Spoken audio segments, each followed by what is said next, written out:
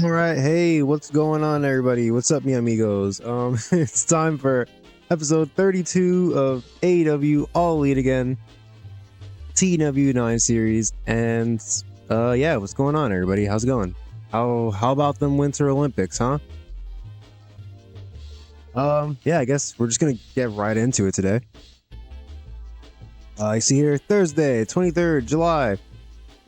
We are heading into our big made-up summer event, AEW Heatwave. Like the song, you have to say like the song every time. All right, let's see. This is not what I wanted to open. Oh well, I've got a bunch of matches set up for that. Actually, we'll get to it when we get to it. Right, when we're booking the show, I'll show you what I pre-booked. Right, that makes sense.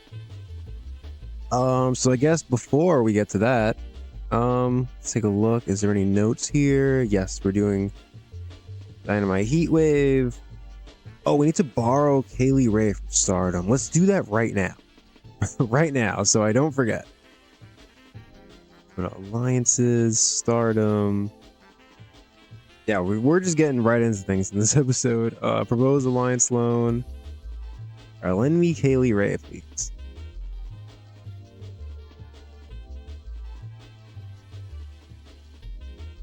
All right, cool. Kaylee Ray's here. Let's look.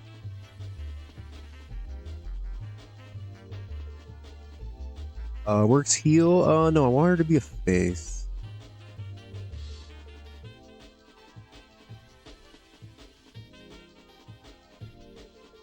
Cool. And let's take a look at this gimmick. We changed. All right, she's got a standard gimmick. There's nothing she plays well. That's very interesting. I mean, her gimmick said cocky, so I feel like that's a swagger, right? Make it a little unique. You know, I know of Kaylee Ray, but I don't know like too much about her. Like, I probably have seen her matches of hers in the past, but I couldn't, you know, if you asked me to name one off the top of my head, I don't know. But all that is to say, I don't really know what her gimmick is. I guess it's the game had her as a regular, just a cocky gimmick. So we'll just... Here, how about... the star, Kaylee Ray. That's cocky, right? That's a swagger gimmick, I guess. Cool. Yeah, and she better be recognizable with this popularity. Yeah, she's got good sense. Yeah, shout out to Stardom letting us borrow her. All right, is there anything else we need to do before we move on? All right. Oh, right. I gotta talk about this. Yeah, on the last episode, we debuted Don Callis in a backstage segment where, you know, he was talking with Claudio Castagnoli and Kenta, trying to recruit them. And for whatever reason, before we debuted him, I had him set as a face, and I forgot to make him a heel. I forgot. But you know, this whole time I've been saying that I want him to manage Swerve Strickland eventually. So yeah, it's like in my head I wanted him to be a heel, but I forgot to do that. And yeah, now it says his last term was extremely recent. What are we gonna do? I'm very annoyed about this. I really and truly am annoyed about this. I just messed up. That's all I can say. Yeah, I guess we'll have to deal with this in the future. That's gonna be annoying. Is there anything else? Yeah, we're gonna have a bunch of people coming in this episode also, or maybe in this episode. Like, actually, let's go to contracts. Let's see. Okay, starts on August 1st. All right, so yeah, not this next Dynamite, I think, but maybe the one after. Starts on August 6th. August 1st. So yeah, I think everybody else should be August 1st. What's the next move? Yeah, alright. So everybody's coming in on August 1st. Cool. That might be in this episode. Alright, anyways, let's advance. Also, for the sake of full transparency, I want everybody to know this. Before I did this stream, like a couple of hours ago, I saw that Stardom had Kaylee Ray as a heel, but I wanted her to come in as a face, and I wasn't sure if I would be able to change her if I just brawled her. So I made a copy of the save, brought her in just to see that it would actually let me. Oh, hold on a second. Oh Jesus, have I just been streaming this whole time with the friggin' with the friggin' screen up? Whoops.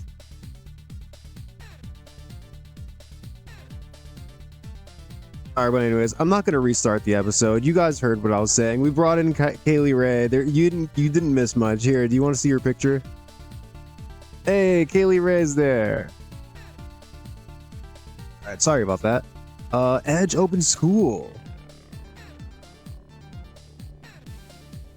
Alright, Edge opening a wrestling school. Oh, and he retired. Oh, okay. Well, alright. Farewell, Edge. Oh man, yeah, he's cooked. Look at these stats. I mean, I guess 62 to 70 brawling isn't bad, but he's, you know, he's orange.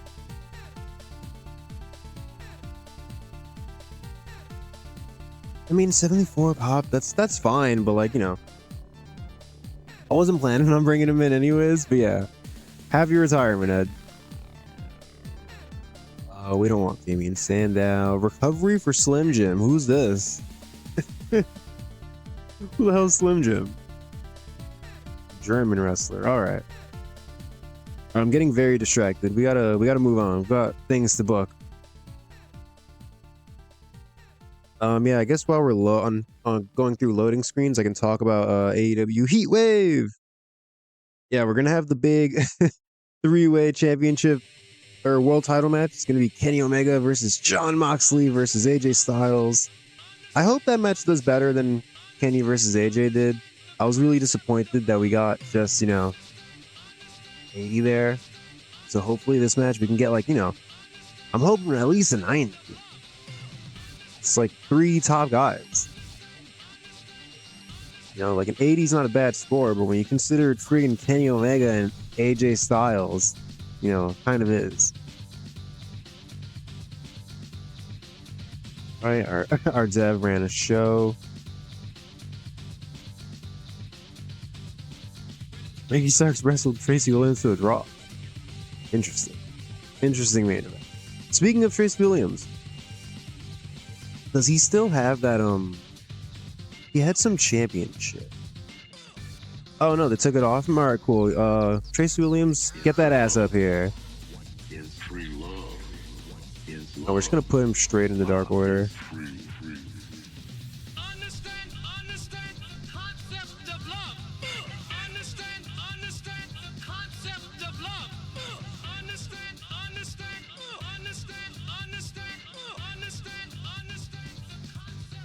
Oh yeah, but what I was saying, I made a copy of the save just to see if I could turn Kaylee Ray face, but then I forgot that I was playing on a copy, and so I advanced all the way to Wednesday so we could just, you know, skip this part on the stream.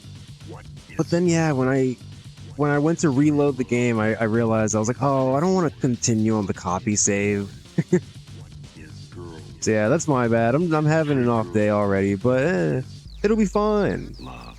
We've got big AEW coming up. That's gonna fix everything. Stevie Xavier and Kaylee Ray have split up. I don't know who this guy is. Tracy Williams wants to be brought onto the main roster. Well, I have good news for you, Tracy.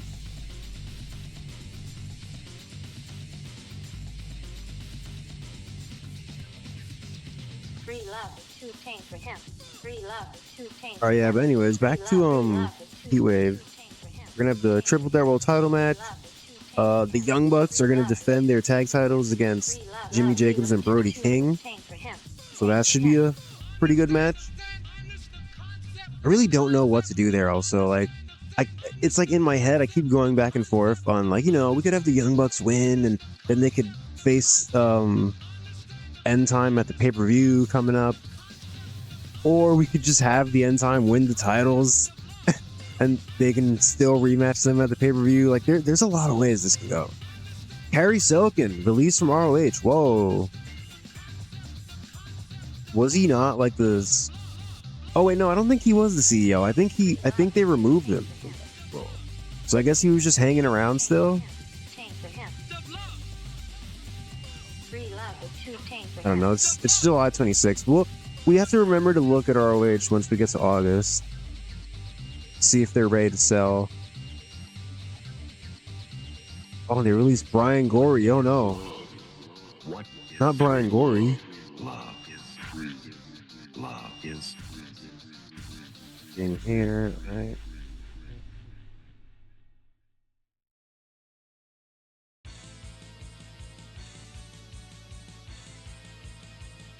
Oh yeah, and then of course we're gonna have Awesome Kong defending her title against a mystery opponent who is Kaylee Ray. I feel like there's like 2 more matches that I'm forgetting, but yeah, I've got some stuff pre-booked, so we know what we're doing when we get to the show.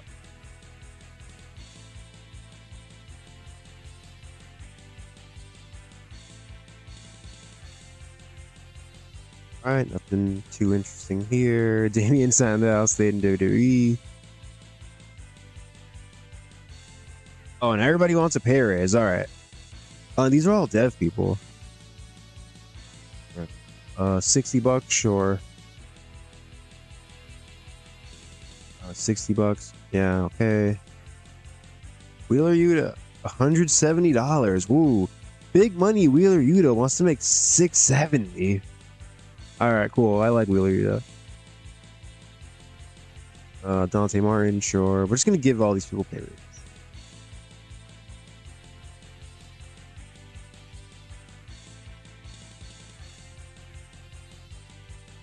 Fuego, Queen. Right, cool.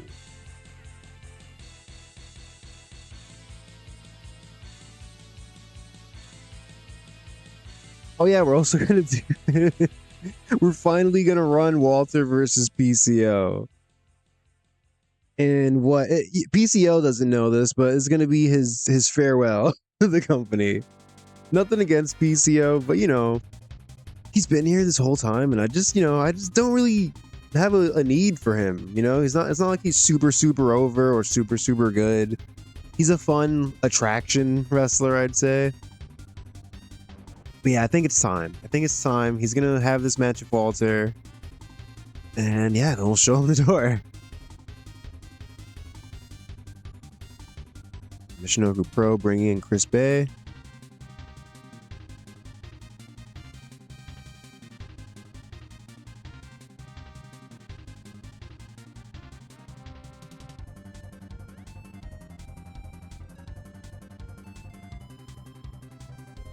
Oh man, so how about Dynamite lately, like in real life? Friggin' Andrade versus Swerve. Not this week, last week. Man, that match was sick. They were going crazy. George Sid, thank you for the hug from Brazil. Oh, somebody's ringing my doorbell. Hold on a second. I need to see who this is. All right, very sorry. Hold on.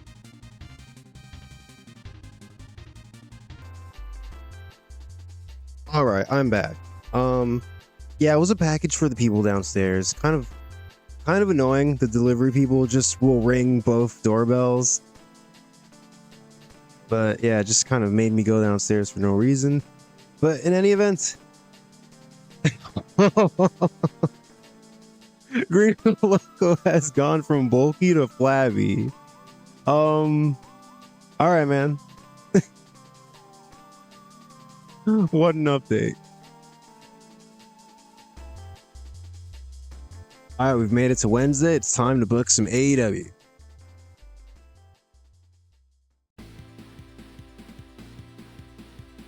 Oh, hold on. God. Why is the Twitch app so glitchy? Okay, there we go.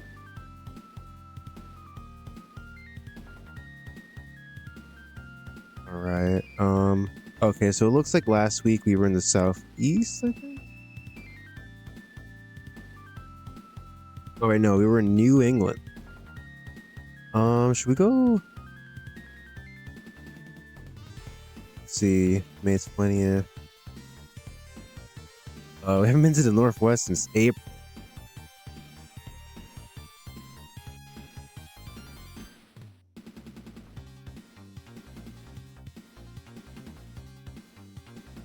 Screw it, we're gonna go to the Tri-State because this is a big show. We can pack 10,000 people in here, so let's do. You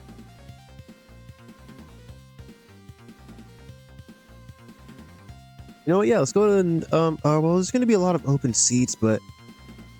All right, no, we won't go to Nassau. All right, I guess we'll go to the Giant Center in Philadelphia, or no, yeah, Pennsylvania. Maybe not Philly. I don't know. Our booking team meeting. I would like some character ideas and some angles. I feel like lately, every time I ask for angle ideas, they give me a bunch of like likely to succeed and gambles. So I hope we have better luck. Likely to succeed. I'm not even gonna.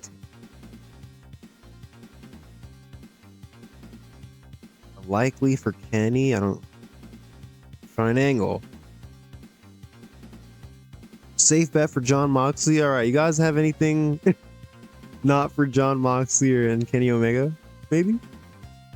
A big gamble. All right. Let's go back to character ideas. Oh, safe bet. There we go. All right, can we get another safe bet at least? Or a near certainty? A bit of a game. All right, man. Man, you guys are gonna feel really sorry once Maria shows up and takes one of your jobs.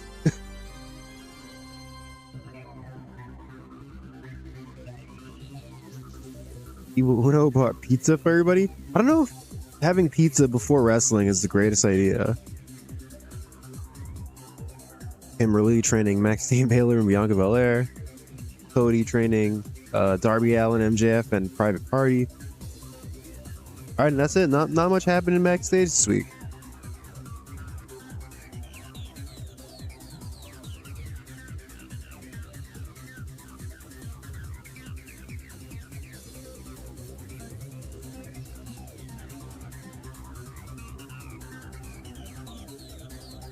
Oh, you know what? I'm now realizing I think I pre-booked some more stuff on the copy save that I didn't want to keep. Literally the only difference is that it had copy in the name, and I was like, no, that's not the original save. But yeah, I remember Awesome Kong versus Kaylee Ray was here, and I think there was another match which we should remember. But anyways, our main events: Kenny Omega, John Moxley, AJ Styles, world title match, Heatwave. All right, world title is on the line. Let's get Arn. I mean, we're giving them like a full 30 minutes. So, yeah, go out there and have a crazy match, open match. I got Kenny set to beat AJ. Part of me feels like maybe we should change. I mean, because Mox has definitely lost popularity since he lost the championship. Like, you know, if you look. Yeah, he used to be super over. Now he's still really over, but not quite as much. But I mean, I also, you know, AJ Styles just kind of came into the company. We had him go to a draw with Kenny Omega. I don't know if he should take the loss.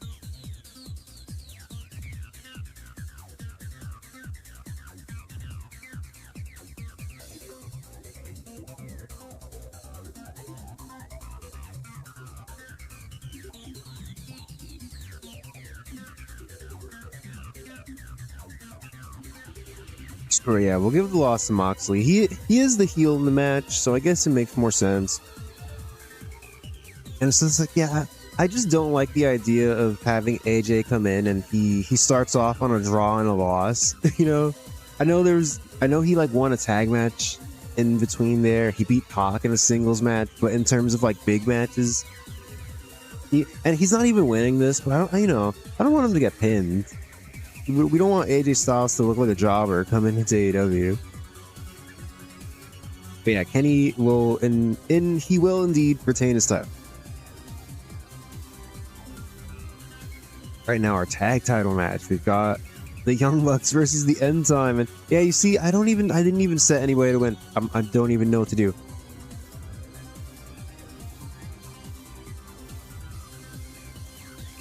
Let's think about this, because if the Young Bucks win, retain the titles here, the pay-per-view is in early September, so we could just continue to book them as champions for a month, just build back up to a rematch. There's also like the Briscoes to think about, and like beer money. One thing we could do is have them retain here and then do a fatal 4-way at the pay-per-view. But at our last pay-per-view, we did a triple threat ladder match for the tag titles, so I kind of want to get away from doing multi-team matches. I kind of want to just stick to regular tags for the title match, at least for this next pay-per-view.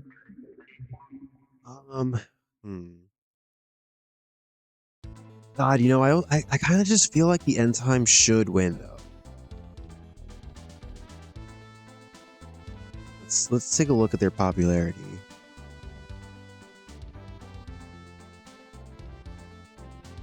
Young Buck. Oh. Ooh. I mean, so it's like Jimmy Jacobs is kind of neck and neck with the Young Bucks in terms of popularity, but Brody King he's just not as popular as them. Man, this is a tough decision. No. They would both be good champions. Definitely.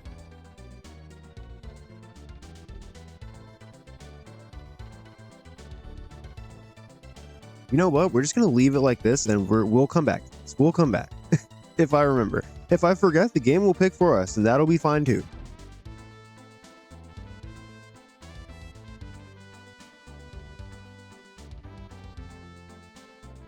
All right, Walter versus PCO in a wild brawl.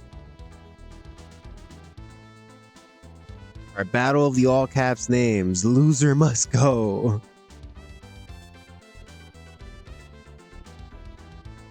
Yes, for the AEW Prime Championship. Let's see who. Let's let Cody do this one. Yeah, unfortunately for PCO, we're this is not his time. We're gonna have the old veteran put over the young Walter. How old is Walter? 32. Yeah, relatively young. And yeah, we're gonna do an angle before this actually, because if you guys remember, on the last episode we had a match. The Best Friends, Chuck Taylor and Trent Beretta, took on Timothy Thatcher and Axel Tischer of Ring Camp. And yeah, basically Orange Cassidy provided a distraction, and the Best Friends straight up cheated. I straight up gave him a tainted win. And Walter, he's all about wrestling and the art of wrestling, and the ring is sacred. So he's very deeply offended that they would cheat to win a match. So he basically called out Orange Cassidy and told Orange Cassidy, I want you to accept my challenge next week so I can teach you some respect. But obviously, Orange Cassidy, he doesn't want to do that. So we're going to book this angle. Backstage, we're going to have Orange Cassidy, Chuck Taylor. Should they both talk? Yeah, why not? Trent. Or Renee in there.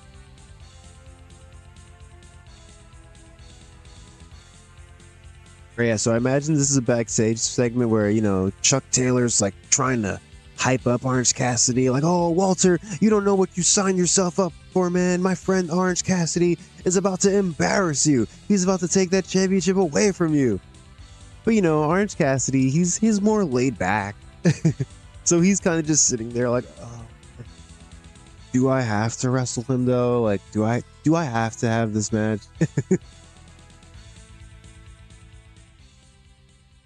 Oh, yes, we care.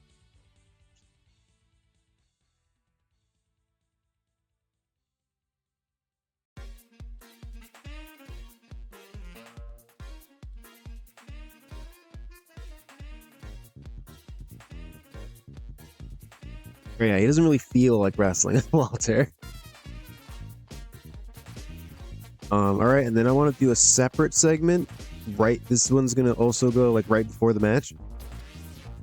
And yeah, this one is gonna be a surprise where basically Orange Cassidy is going to come out after Walter's already in the ring, and he's gonna be like, oh, you know, I'm not really feeling up to it today. You know, maybe any other day I'd wrestle you, Walter, but you know, I'm not really feeling it right now. But I found somebody who will wrestle you. And yeah, that's when PCO is going to come out as a big surprise. I'll have both of them speak, actually.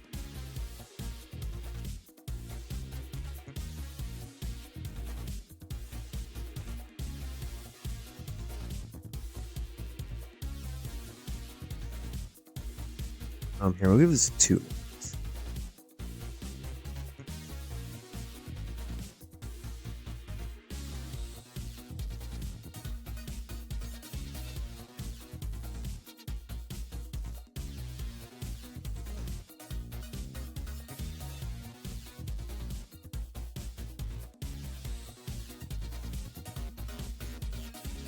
All right, so yeah, I think that's a bit of fun, right?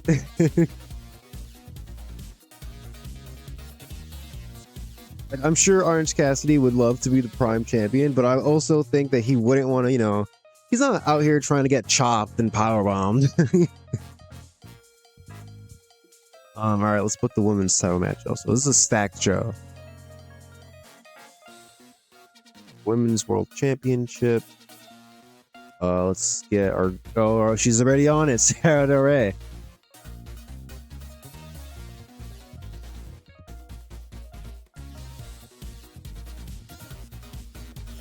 Is this music really loud for anybody else, or is it just...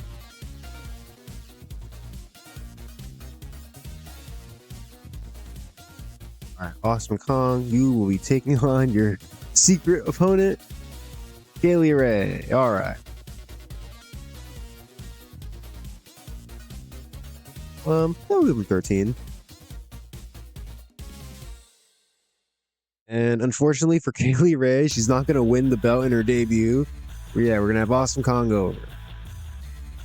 We'll make it an open match though. Tainted win. Ali at ringside.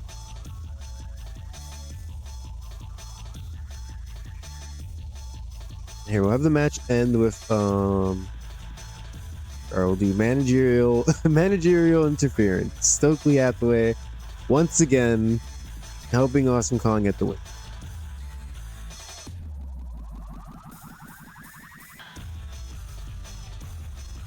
You know, yeah, we don't have a storytelling match on this card. I feel like it's gonna hurt the match if we make this storytelling.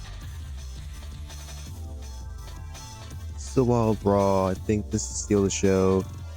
And I definitely don't want the main event to be storytelling. Oh, you know what? Actually, that reminds me. Well, yeah, I want to get Adam Page a singles match on this. You know, the past couple Dynamites, we had Adam Page win a singles match and then basically cut a promo saying that he want, you know, as much as he loves teaming with Cody, he wants to focus on his singles career and he's aiming for singles gold. And then we had Cody win a singles match and basically cut the same promo saying that he also wants to focus on single. So yeah, we're going to do more of that and give Adam Page a match. Maybe it'll be storytelling. I was thinking for some reason, I think it would be fun if you wrestled Joe Doring, you know? babyface cowboy versus heel cowboy. Yeah, Joe Doring is not open, but I mean, I don't think that should matter if he's wrestling Adam Page. So that can be our storytelling match of the night.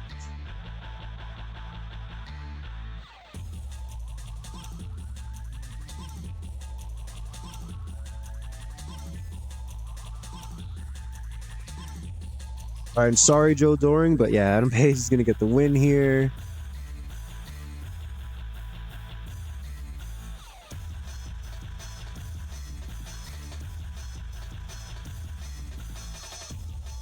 All right, cool. All right, yeah, look at that. We only need to book 24 more minutes, so we're zooming. All right, we definitely want some promos, so let's go ahead and get our boy John Moxley. Mox, you got 6 minutes. Talk to him.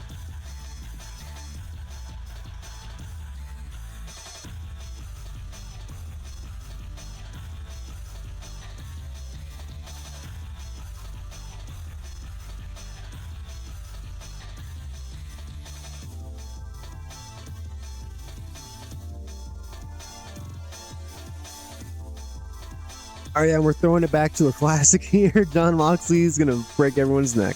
I'm not gonna do the voice this time. I refuse. It's an old bit, but yeah, I don't know. It's just a promo. It's a hype the main event. You know what else am I supposed to write here? Let's get talk.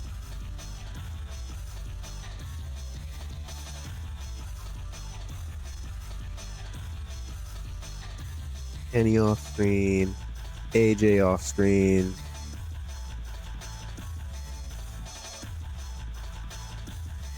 Man, didn't we get an angle idea for John Moxley? Oh, we did.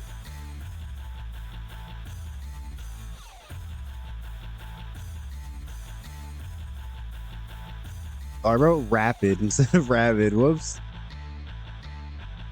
Oh, rapid John Moxley. He's really fast today.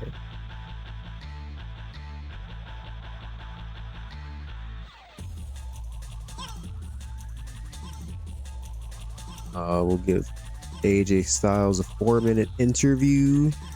Call it, we just did storyline development. I think we did character development before. We did surprise. This can just be hype.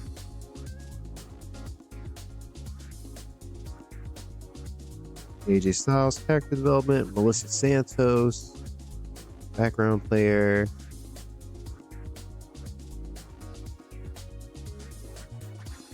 Moxley off screen, Kenny Omega off screen. I'm not going to put the rest of the Death Riders.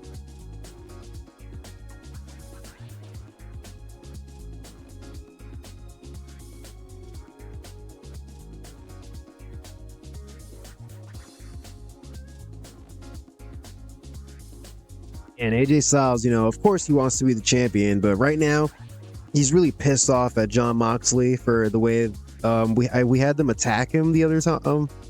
I can't remember if that was last week or the week before. But yeah, we had them like beat him up backstage. And then they also beat SCU in a match. So yeah, you know, AJ Styles, right, his focus right now is he wants to get his hands on Mox. 4-minute promo.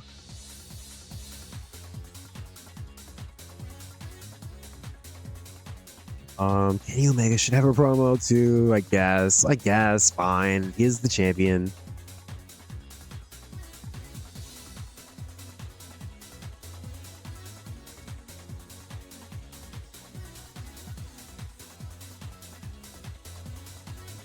Me, Renee again, interviewer, Kenny Omega. Being interviewed. And of course, Kenny Omega, you know, he's the champ. So of course he's very confident going into this title defense.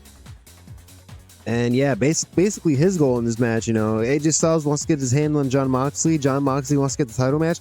Kenny Omega just wants to shut everybody up. He's tired of everybody coming out and announcing themselves as the best wrestler in the world when he's the champion. He wants to go out and prove that he's the champion for a reason.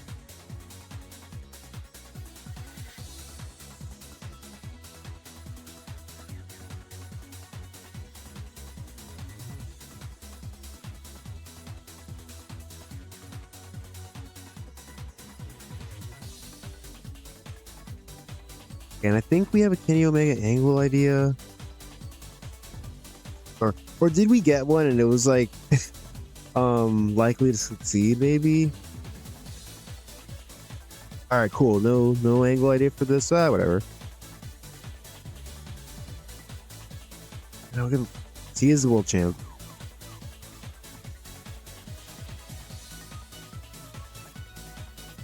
Right, we only need 10 more minutes. Oh, you know what we should follow up on? Did I make? Yeah, I made this a story. We debuted Don Callis in a segment with Claudio and Kenta, and then on the next show we booked Claudio and Kenta, and Claudio Castagnoli broke his neck. And he's gonna be out for over a year. So we should definitely follow up on that. And yeah, I guess we can have here's a little.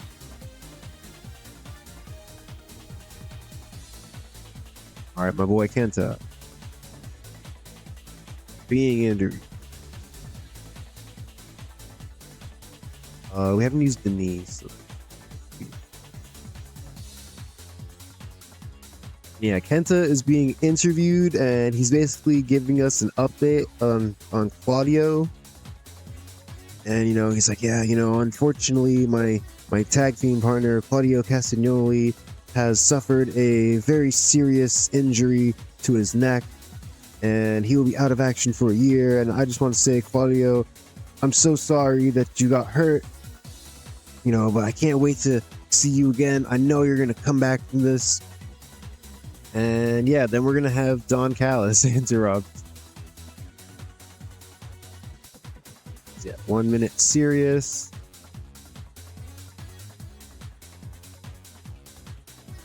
Claudio Castagnoli off screen. I mean, yeah, Claudio's not on the stream.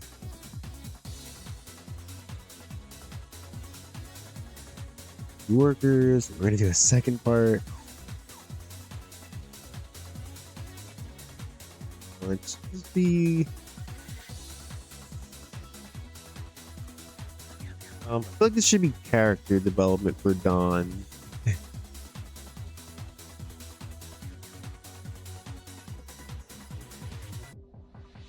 And here, you know, we're gonna do a thing where basically Don Callis shows up and Kenta like doesn't even really respond to him. Don Callis just shows up and talks at him, basically.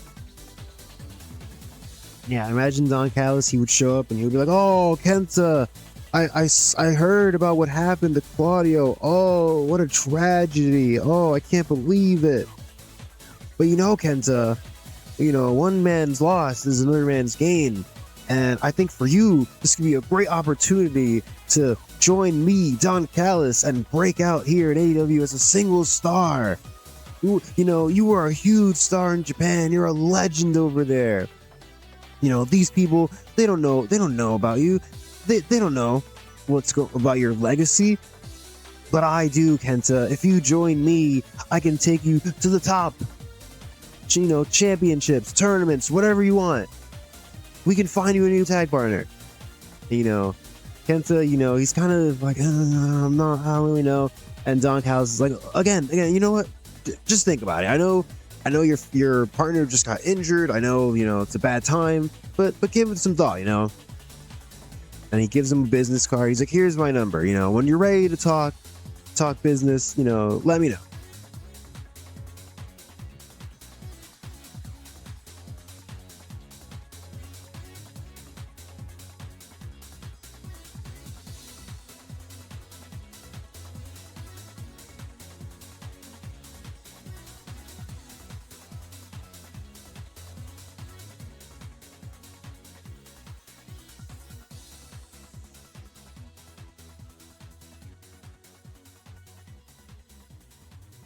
This doesn't need to be done.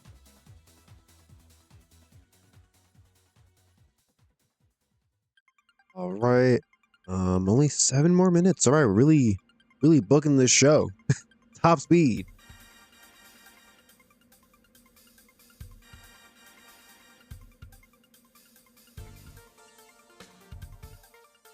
Bullshit.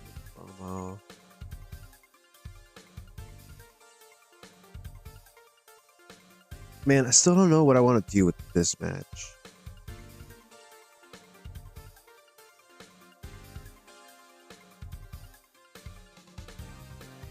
You know what? Screw it. We're putting the titles on Jimmy Jacobs and Brody King. Whatever, man.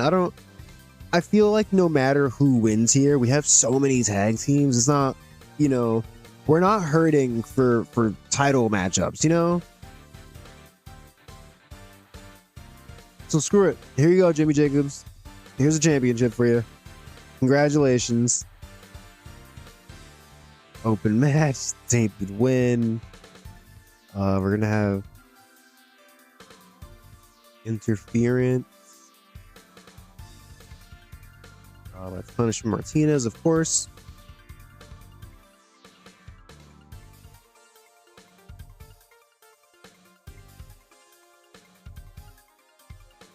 Yeah, and straight up, the end time steal the gold. I feel like we can open with that match. I think we will. Oh yeah, and I guess since we're having the end time win the titles now, well, let's give them a backstage segment afterwards.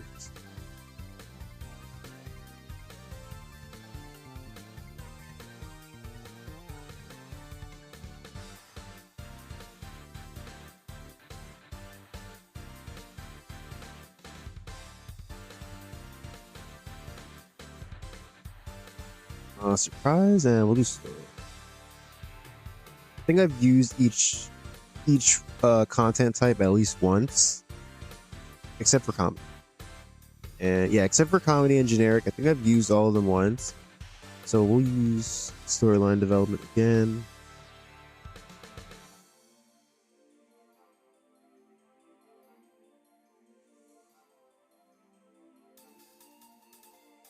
Yeah, Brody King's gonna be hype in the background.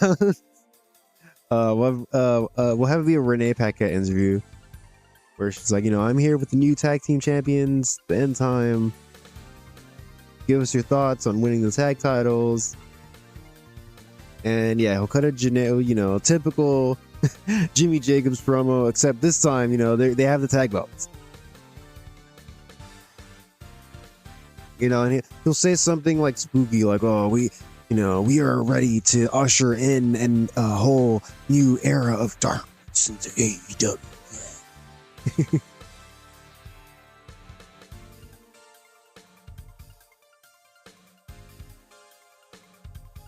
I only need 4 more minutes. Oh my god, I'm forgetting a big angle I want to do. Did I pre-book this? Probably not. Yeah, no. All right, angle in the ring. 1 minute. We'll do 1 minute of pipe. All right, Hikaru Shida and Mika Iwata in the main event of our last Dynamite. They retained the tag titles. And yeah, so they're gonna come out here just basically for a celebratory hype promo. They're still the champs. And you see here, I'm giving them 1 minute.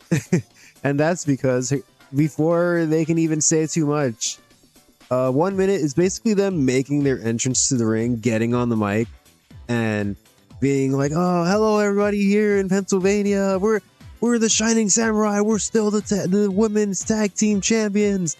You know, the crowd pops. And then before they can even go into their full promo, we're going to have a surprise happen.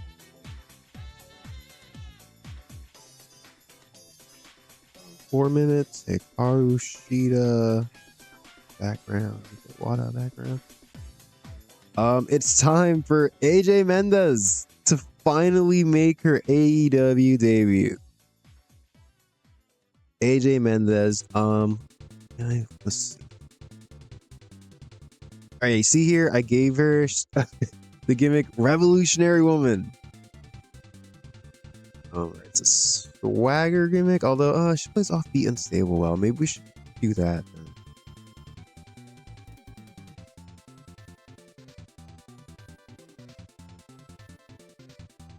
All right, and basically the whole thing behind the gimmick is that AJ Mendez is coming into the company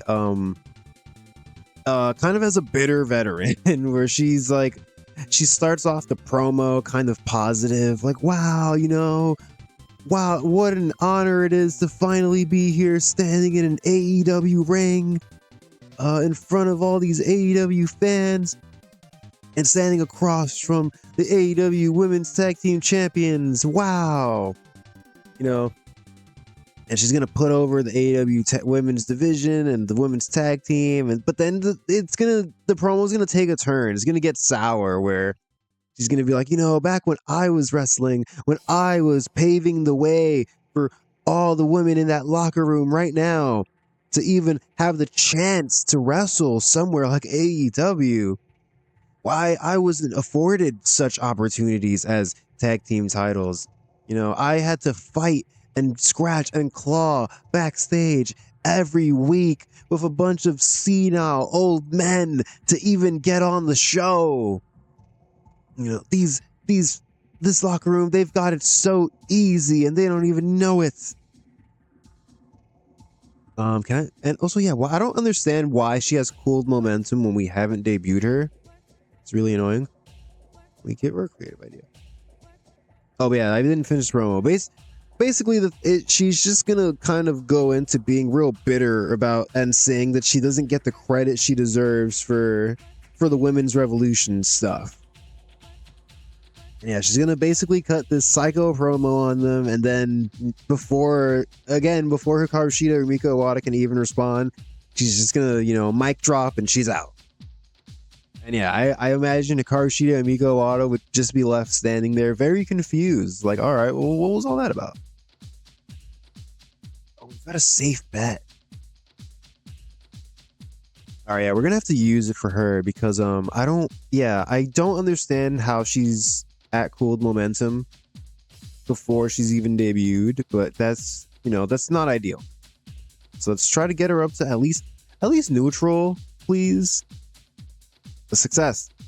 Oh, warm. All right, thank you. That warm, we can work with warm. I don't want to risk using any of those likelies because it just feels risky. Yeah, warm. All right, we can live with that.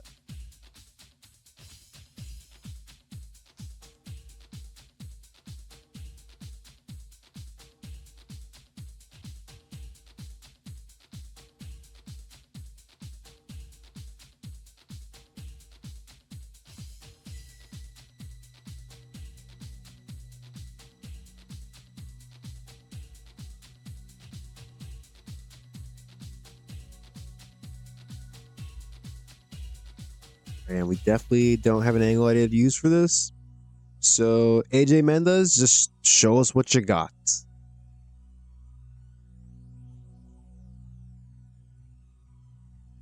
All right, that's a full show right there. All right, let's get this organized and run this baby. All right, so we're gonna open with the Young Bucks.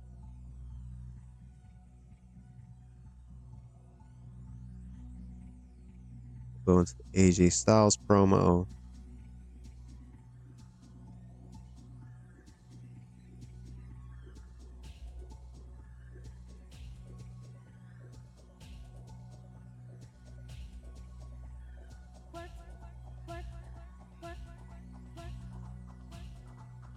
Actually, no.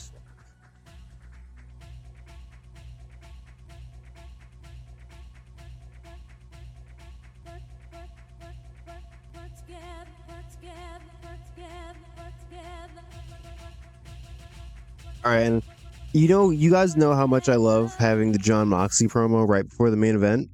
But it just feels right to have the Kenny promo be in that spot this time because Kenny's the champion. So yeah, that's what we're gonna do. It might not be the best idea ratings wise, but like in my head, it makes the most sense.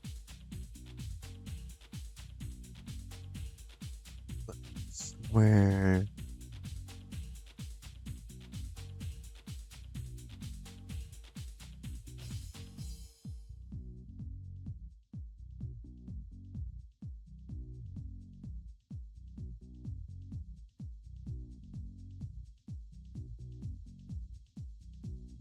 This is too many promos back to back. Let's do this.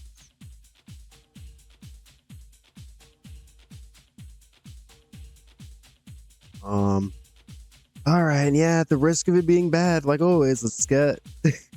I think we should give Stokely Hathaway a promo. He needs some momentum, man. Like,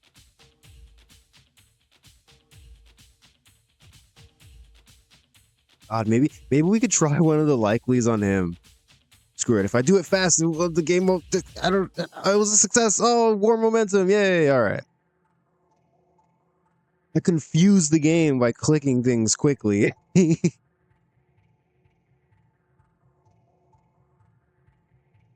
of course, Stokely. We're just gonna give him a promo complaining about how again, he's like, Awesome Kong is the champion. Why is her opponent a mystery? The champion deserves to know who they're wrestling. It's all a big conspiracy. Tony Khan, etc., etc. Tease.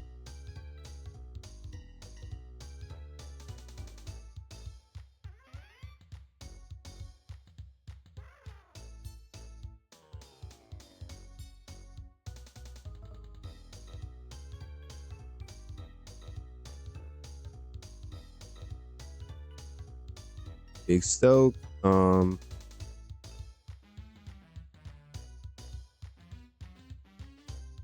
no, Awesome Kong, no, off-screen background. Alley background. Oh, we'll just put Denise Salcido in there.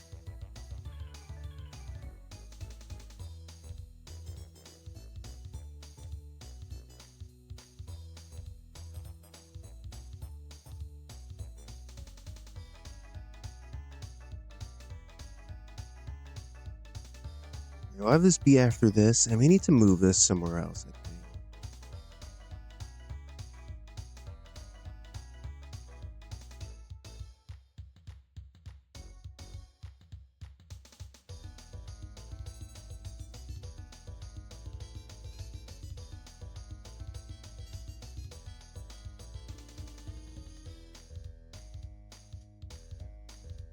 Also, yeah, this match is only 10 minutes. That's because PCO doesn't have the stamina for it to go any longer than this. But I mean, yeah, it's Walter. It should still be really good. All right, so here we go. This is AEW Heatwave. It's more promo heavy than I thought it would be, but yeah, we've got 4 title matches and an Adam Page singles. So I'm assuming this is gonna be a good show. God, you know, we still have a few more minutes. Maybe we should give. We can give MJF a promo, maybe.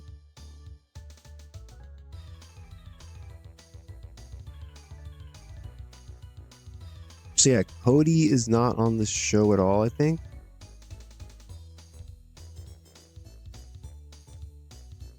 Although I didn't see him in the booking analysis. Is he not here?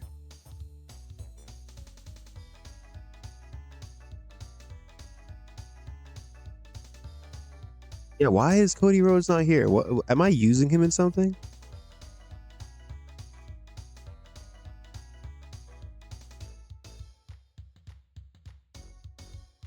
I don't know. That's pretty weird, but I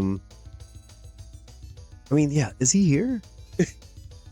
He is here. Well, all right. Anyways, we're gonna have MJF put a promo.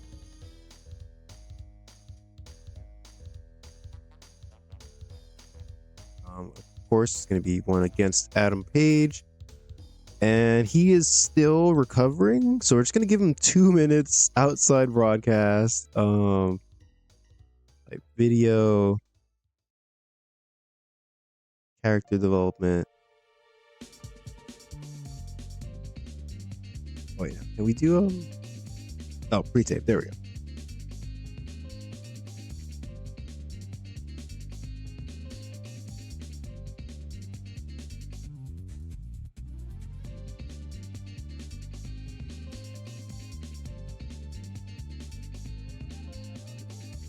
Oh yeah, we just, you know, he's not there, he's still out with his broken forearm, but we want to keep him on people's minds.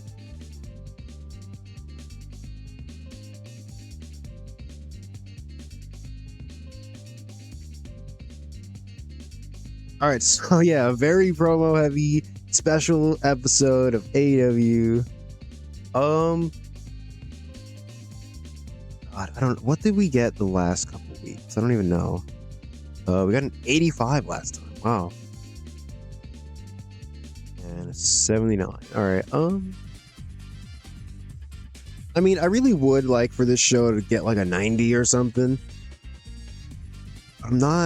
We've got a lot of promos here, and we did not have a lot of angle ideas to work with. So I'm a little worried about some of these promos. I don't know. I hope the show goes well, though. Yeah, so I'm pulling for a 90.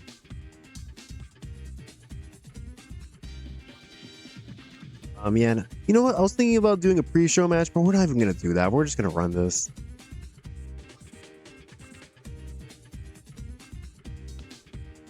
All right. Hot opening here on AEW Heatwave. The Young Bucks losing the tag titles to the end time. Oh, no. Big upset. Oh, yeah, and the match got an 86. Wow, great match. Yeah, and the Young Bucks went off a 90 and an 89. My God. But yeah, new tag champs. Where are we going with this? I'm not even sure, but I'm sure it'll be fun.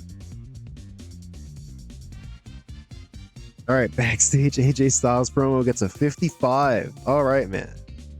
You know, you're in the main event tonight. Maybe, you know, give it a little more energy. We have our... You know, I should have made this a comedy segment now that I'm thinking about it. But whatever. But yeah, we have our backstage segment where Orange Cassidy, not too excited about the idea of wrestling Walter.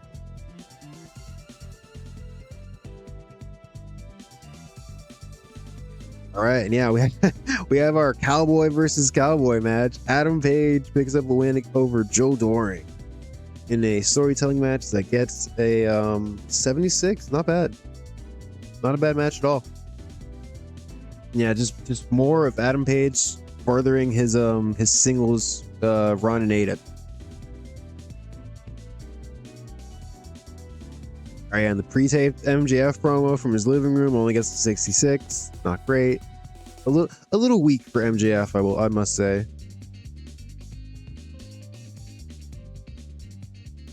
Yeah, and then we have a backstage segment with the new tag team champions, the End Time, gloating over their win.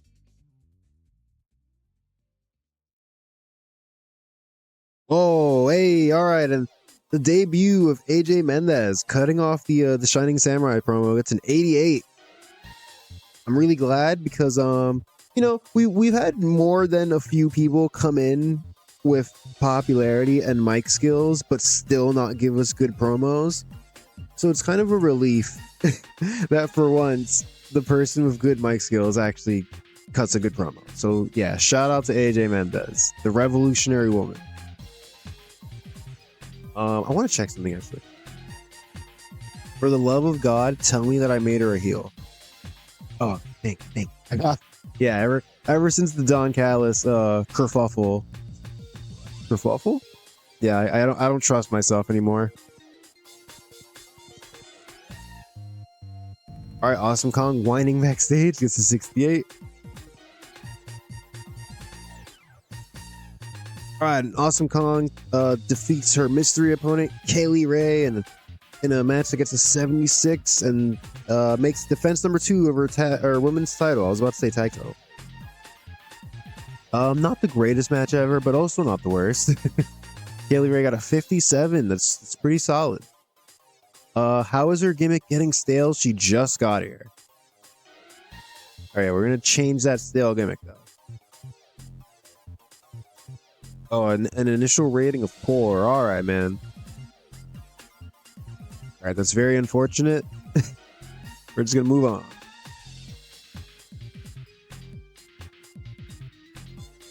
All right, backstage promo with Don Callis, Kenta, and Kenta talking about Claudio Castagnoli and how he's injured. And Don Callis basically letting Kenta know, hey, you know, even with your partner injured, I still would like for you to team up with me. Only got a 54. A little disappointing. What is Don Callis' mic skill, actually? 72 to 80 is not bad.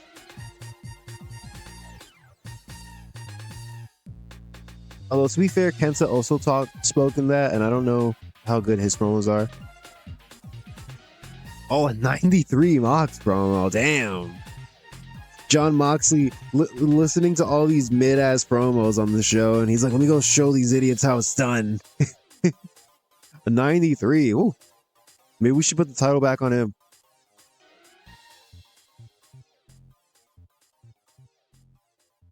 All right, and this bit with Orange Cassidy and Walter before the match didn't go as great as I hoped.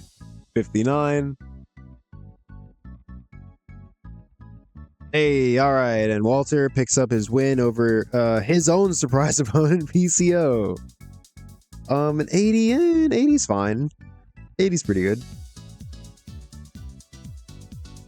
Yeah, and this is definitely going to be the last time we ever see Walter, and I mean not Walter, PCO and AEW. So thank you for your service, PCO. Got a 47. All right, and the world champ speaks. Kenny Omega, 59 promo just for the main event. All right, deep breath. Fingers crossed. Let's hope this main event does good. Let's see. Let's see. Please, game. Don't let me down. All right, an 87. Kenny Omega defeats Jon Moxley and AJ Styles in 27 minutes to make his second defense of the AEW World Championship. I'm very pleased with this. AJ Styles only got a 72. Wow, that's interesting. Yeah, finally, Kenny Omega putting all the chatter, all the talk to rest. Everybody claiming they're the best in the world. Well, you can't claim that anymore because Kenny Omega is still the AEW champion. Oh, a 92. Wow. All right. I can't clap my hands, so I'm snapping. You know, I'm not going to lie. I did not expect the show to do this well. Seeing all these like 68 promos, 54. But yeah, surprisingly good. All right. All right, and it's time for some dark. I have no clue when I'm looking for this.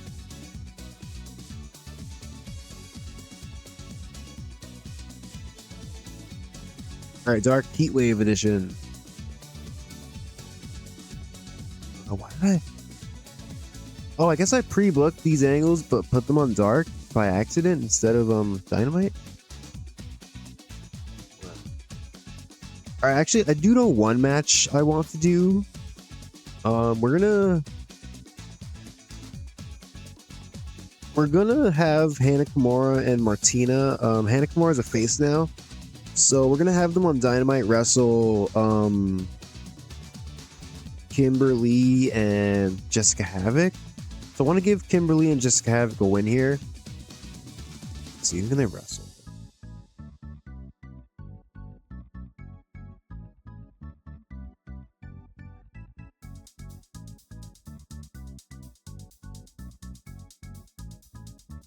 Oh, got Emi Sakura here now.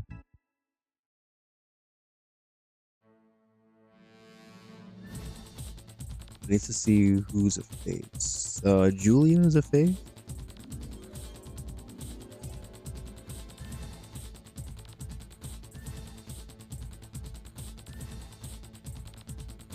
I mean, it's very tempting to just throw Sari in there because she's really good, but you know, I don't want to introduce her to our audience by having her look like a jobber. Zeuxis is really good too. We could do like Zeuxis and La Catalina.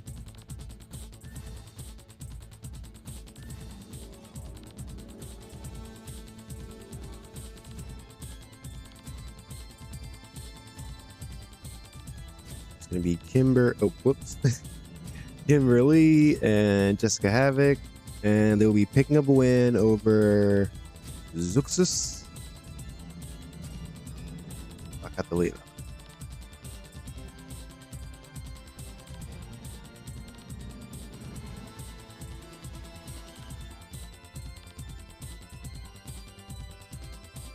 And I believe Kimberly is already recognizable, so we're gonna give Jessica Hatt the win here, and hopefully that gets her back up to recognizable. You know, I'm trying to give these two a little boost before they lose on Dynamite. I mean, this is pretty much how Dark was used back in the day anyways. You know, you wouldn't see somebody for a while, and then they would show up on an episode of Dark and get a win, and you're like, oh, maybe they're gonna get pushed. And then it would just be for them to lose on Dynamite to somebody.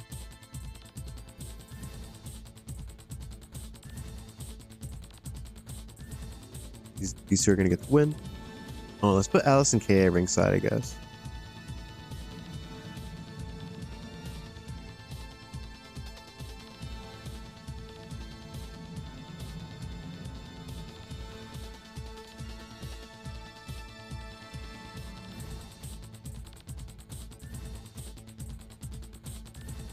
All right, yeah, our roster is getting so huge that it feels like every week there's just a bunch of people that we just don't have the time for on Dynamite. So yeah, let's see. I know we didn't book Davina Rose, Cody, Sting, Wagner.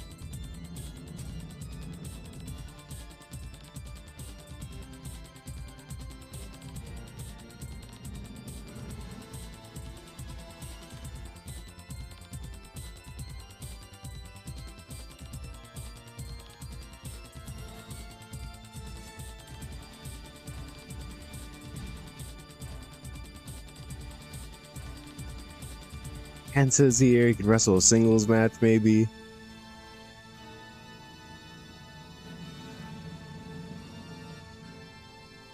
Oh, we didn't do anything with the Dark Order feud with also Ciampa. You know what? Actually, since we just brought Tracy Williams to the roster, let's have the Dark Order get a win over somebody. So we'll do Chris Brooks and Tracy Williams. Obviously, the most popular Dark Order members. Everybody knows them. Chris Brooks and Tracy Williams.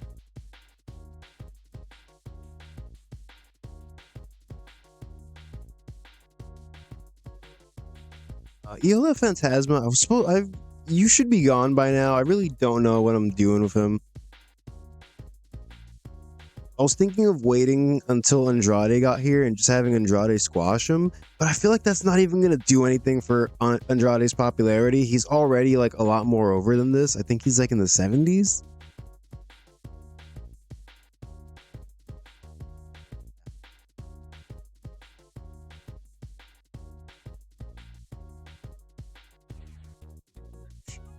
Matt Sydal.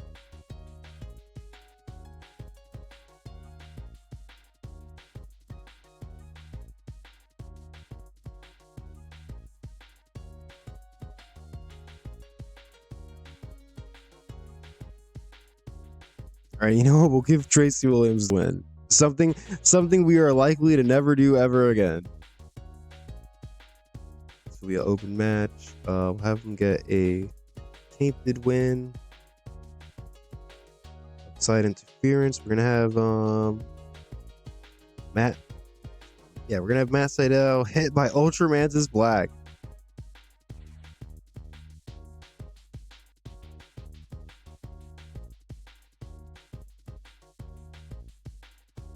Cool.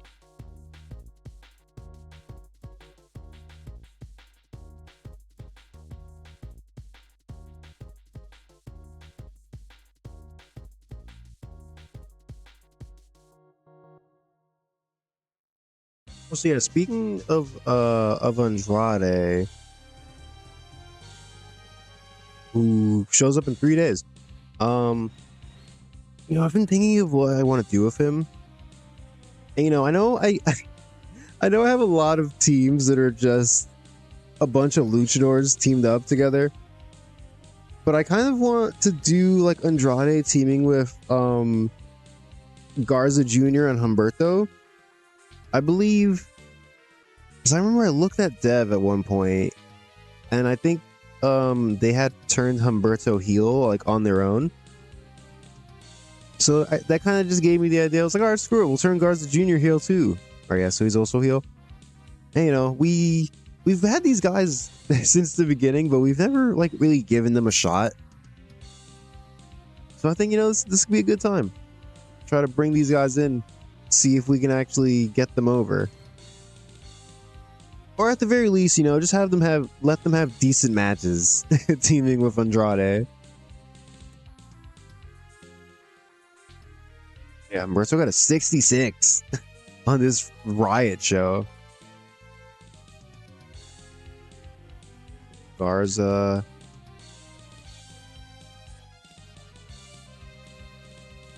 $70, man. Although this is oh, I mean, Riot Lucha Libre. Yeah, this is in Mexico actually.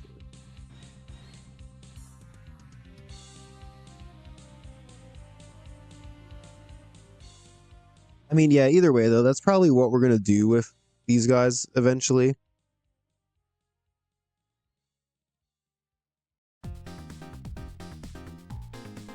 Yeah, we're not gonna book them right now.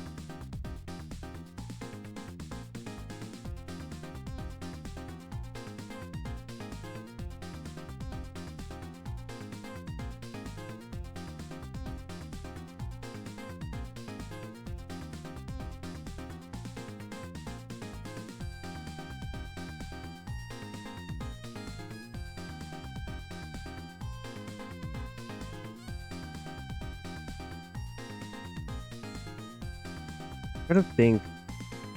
I kind of want to do an 8-man just to get a bunch of people on the show.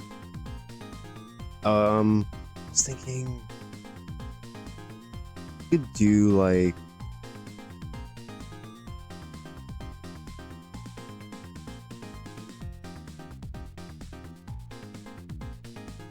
like Kenta,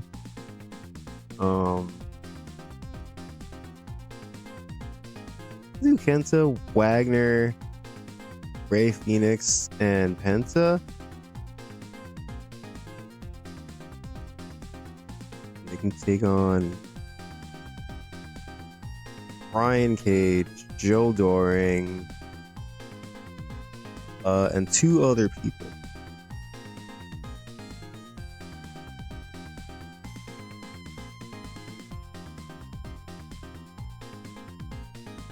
Oh, we do like Bandito and Flamita.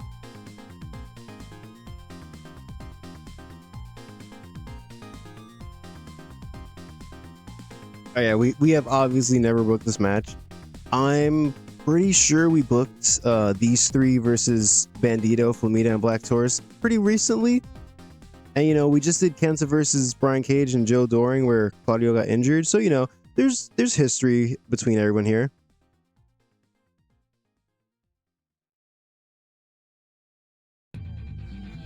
You know, we're gonna give the win to Kenta. You know, he's going through a rough time. His boy broke his friggin' neck.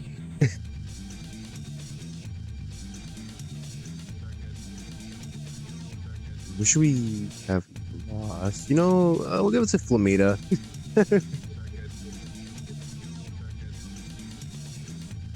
Also, yeah, I want to see, did Joe Doring gain any pop wrestling Adam Page?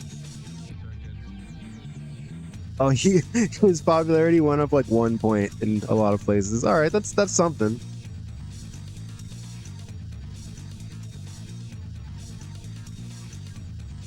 Can we make this longer even? Like, I kind of want that to be the main event. Oh, Joe Doring's being. Okay. Circuits.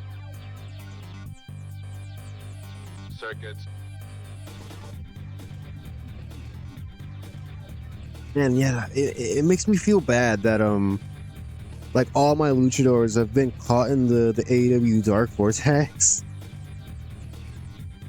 Yeah, once we start Collision, and most likely we'll end up doing a brand split. Like our roster is just so big that it makes sense. I think to split the roster. I can't wait to get back to like doing real stuff with some of these people. All right, but anyways, we need some promos now.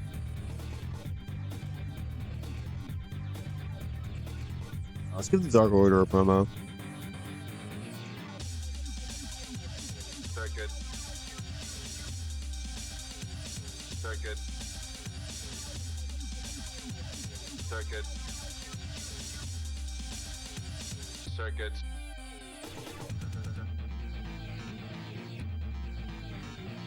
Circuit.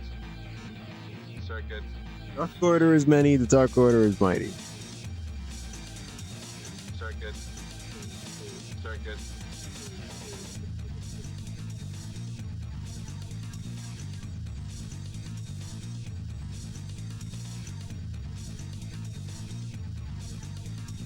Tracy Williams, who else? Circuit. Chris, yeah, I'm forgetting who's in this group already. It's so many people. Evil Uno, Stu Grace.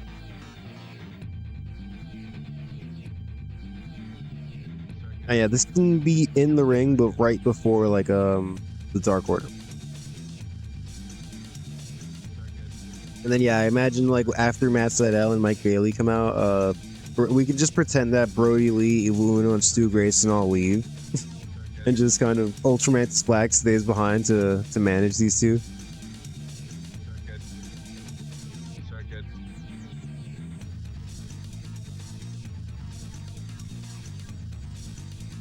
All right, we're gonna do our age-old cheating strategy of giving Adam Page a promo. Circuit. Circuit. Circuit. Circuit. Circuit.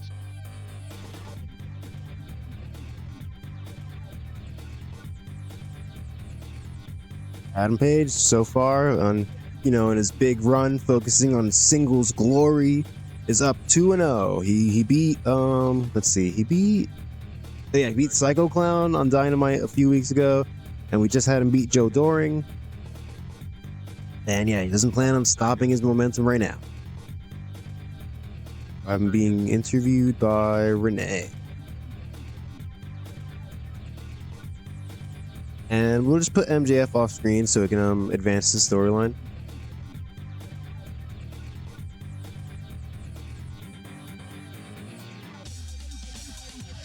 Circuit. Circuit. Circuit. Circuit. Now we need 8 more minutes. Circuit. Circuit.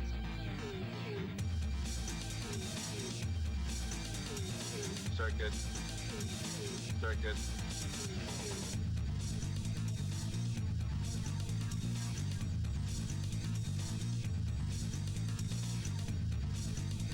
Oh man, Santana, what am I even doing with Santana and Ortiz, man? Circuit. We definitely have to figure out something for them before we go to Puerto Rico, because it would be insane for us to go to Puerto Rico for 2 weeks and not book Santana and Ortiz or Eddie Kingston. So yeah, we definitely need to bring them back. Circuit. Circuit.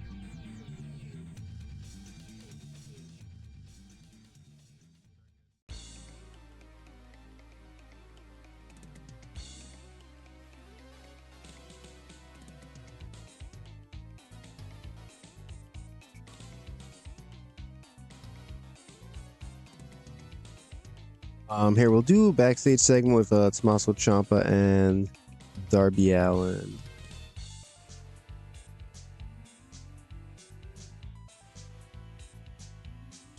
Even though we've already advanced the Dark Order storyline, I don't know what else to book on this show.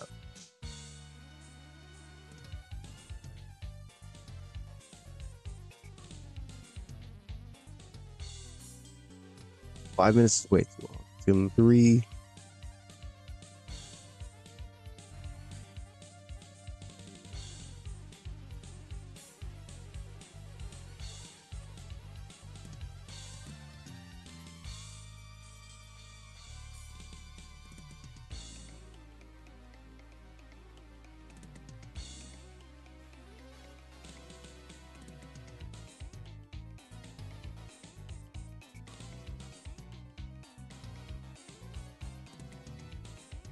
Put it here.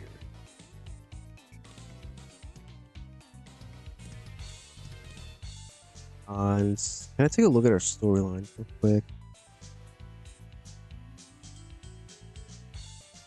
This storyline was supposed to be Davina versus Odeil Tai, but we kind of we basically got to a point in the storyline where it was like, all right, we gave Odeo's High a win over Davina Rose and Mia Yim at one point.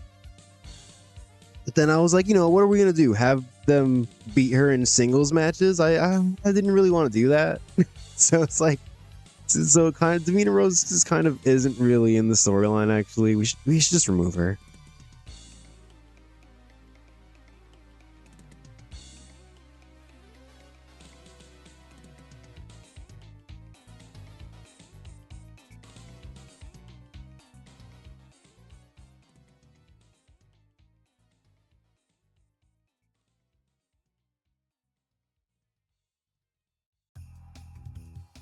Oh, yeah, we'll change the name to the Hana Kimura Says No More Odeotai. That's kind of where the storyline has gone now. It's become Hana Kimura versus Odeotai. Or I guess Hana Kimura and Martina versus them. Alright, and then we've got MJF versus Hangman Cody. Prime title scene. Oh, and speaking of PCO, yeah, thank you for your service. We're just gonna go ahead and remove him.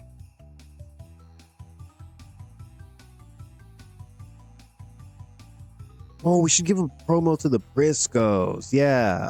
They lost at the end time due to interference from James Storm, and I haven't given them a promo since then. So yeah, let's do that. They can cut a promo about how since they've gotten to AEW, they've just been trying to win matches and get to the title shots, but they've been jumped by the end time. They have beef with James Storm and Suzuki-gun for some reason, and they're like, we just came here to apply our craft, be the best tag team in the world, and it seems like everybody's got a problem with the Briscoe brothers.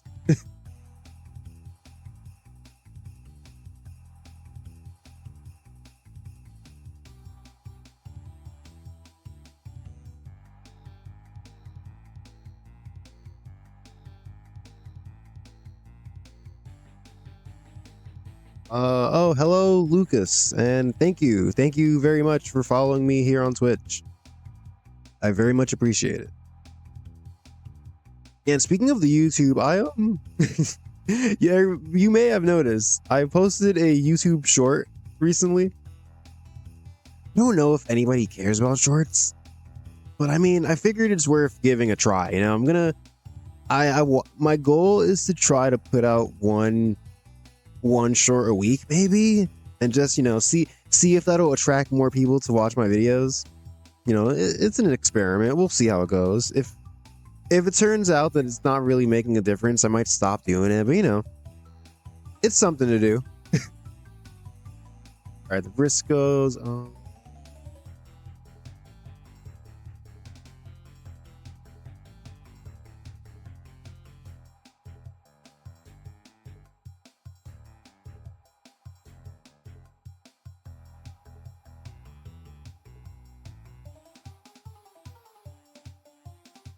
Yeah.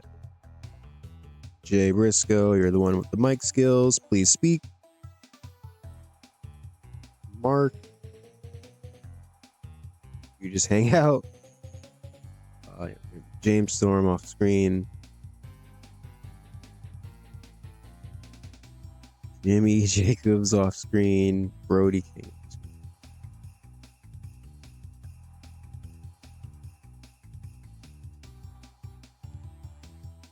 Oh, we need 2 more matches. All right, this can be 1 more minute, I guess. Actually, no. Here, we'll give 1 more minute to Adam. We'll just give them both to Adam Page, actually. Cool.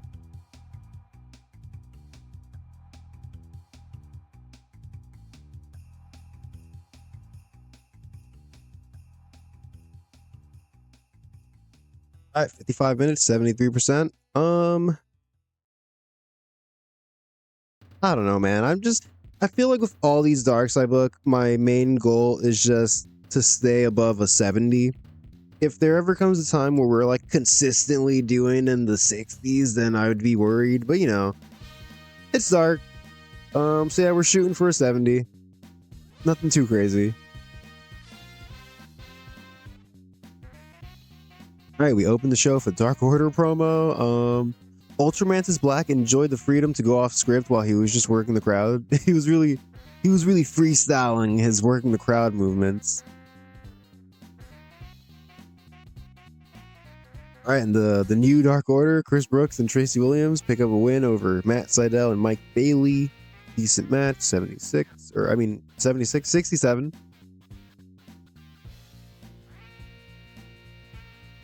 All right, and then we go straight into Tommaso Ciampa just being a hater backstage. He's like, "Oh, I hate those guys.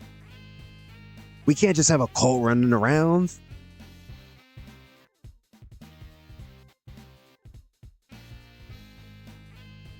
All right, the Briscoe brothers promo, questioning why everyone seems to have beef with them. Gets to 62. Not great.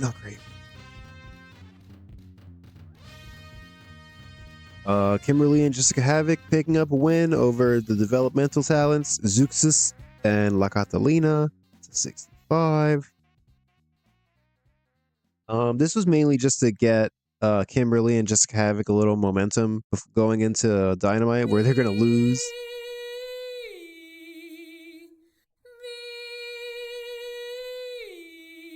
All right, we have an Adam Page promo. I don't really know what he talked about, but it got an 81. Hey, in our wacky random main event, we've got Kenta, Dr. Wagner, Tercero, and the Lucha Brothers taking on Brian Cage, Joe Doring, Bandito, and Demonic Flamita. And it got a 76. Pretty good.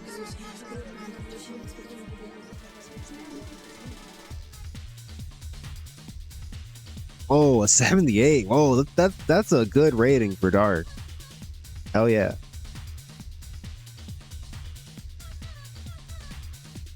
All right, and we made 1.7 million. All right, we gained popularity everywhere.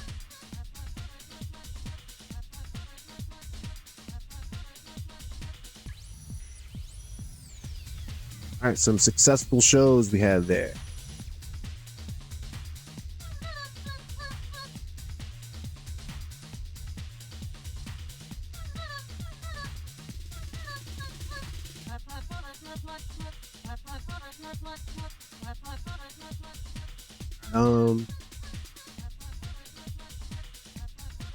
Let's see what's going on down here. Oh, a pay raise. Oh, buddy. Oh, geez. Oh, this is awkward. Except. All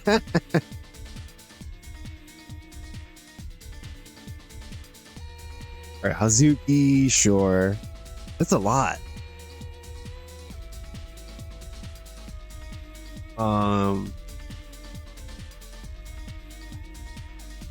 Thank you, Stardom, for letting us use Kaylee Ray. She may be back soon.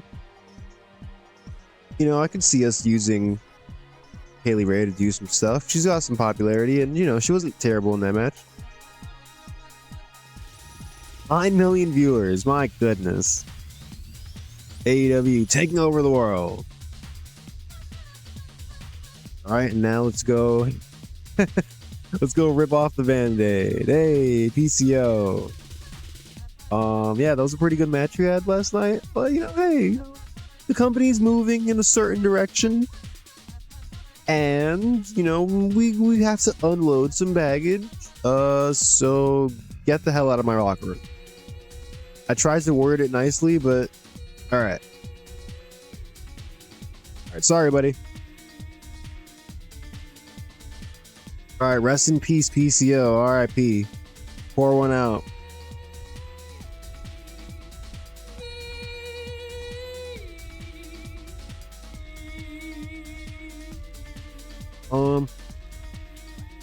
You know, I want to get us to August 1st, and then I'll probably take a break. I need to I've got to do something actually, but I'm not gonna end the stream, but yeah, I want to order some food. Basically, is what I'm trying to say. Yeah, I'm gonna do that on my break, but yeah, I want to get to August 1st real quick, because I'm really curious to see if we'll be able to take over ROH. Oh, Bully Ray retires. Hell yeah, get the hell out of here. Oh, Ricky Choshu. Oh no.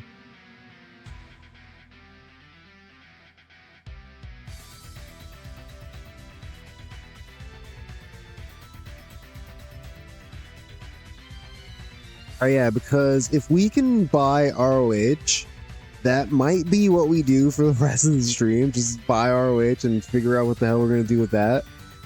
But if we can't buy ROH, I guess we'll book another show. Although I don't have too much planned for the next show.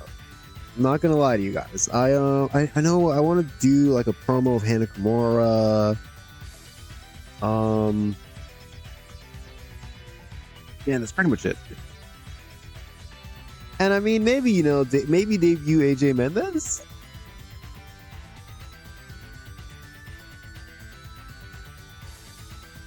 Yeah, I don't know. I've been trying to sit down and come up with plans all week, but yeah, I've just been really tired from work lately. Oh, Edge enters the Hall of Fame. All right, everybody, round of applause for Edge. Round of applause.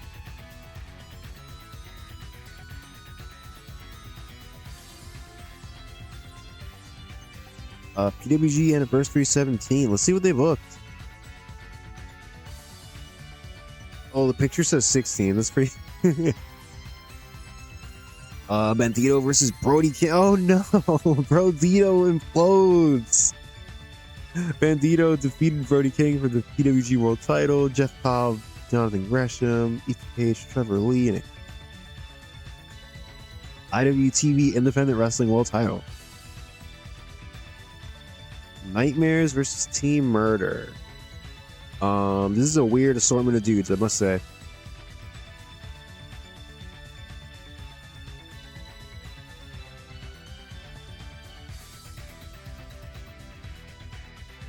Oh, they just ran the big show. Oh, only got a 54.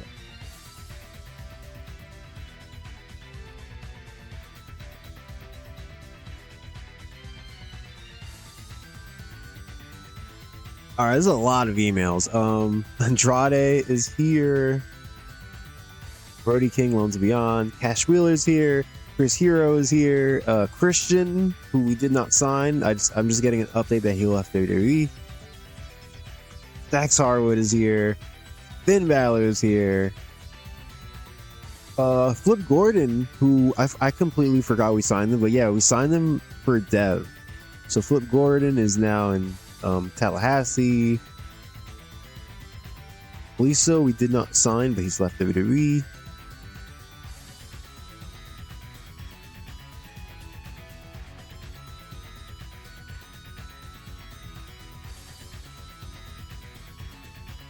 Oh, Maria Kanellis is here. We need to remember to put her on the booking team. Mike Bennett. Moose is here. Selena that Alrenta is here. Oh, she was already in.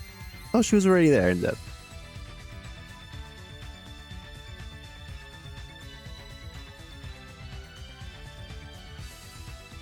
All right, cool. So all those people that we signed from WWE are here now.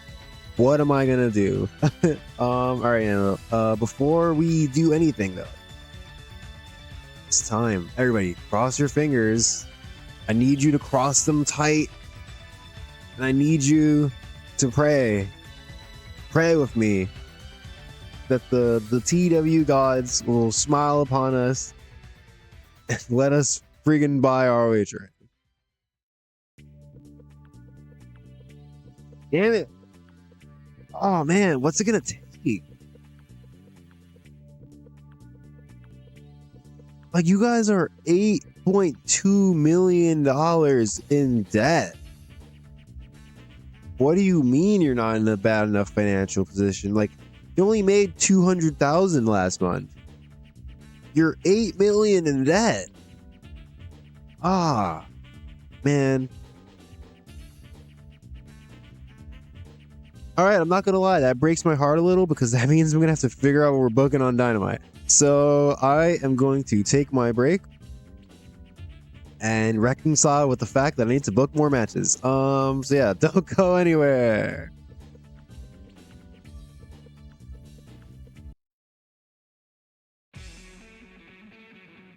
All right, we are back.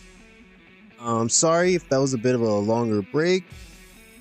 Although I guess if you're watching this on YouTube, it doesn't matter. But yeah, I was just, having ordering trouble, trying to get some pizza. The way of the world. Hello, Nogi West. How's it going? Before the break, we just got the disappointing news that we still can't buy Ring of Honor. So yeah, I'm very sad. Although we have a bunch of people to debut though, so that that cheers me up a bit.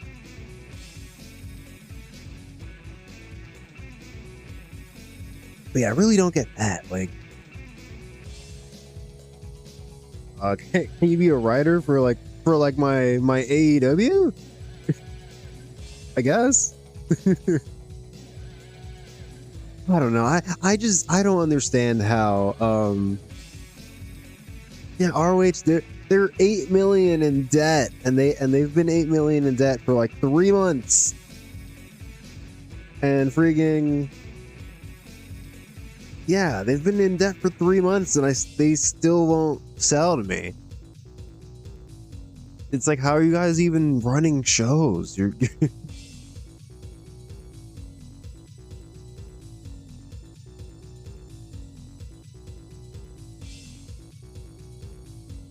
Oh no, Allison Brie retired. Oh, we never got to book her.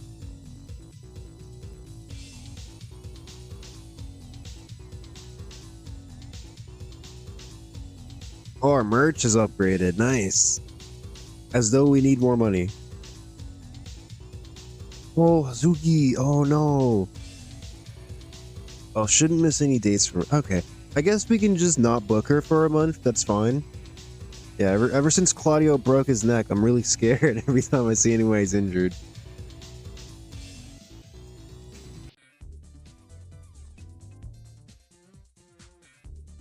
Just keep it going.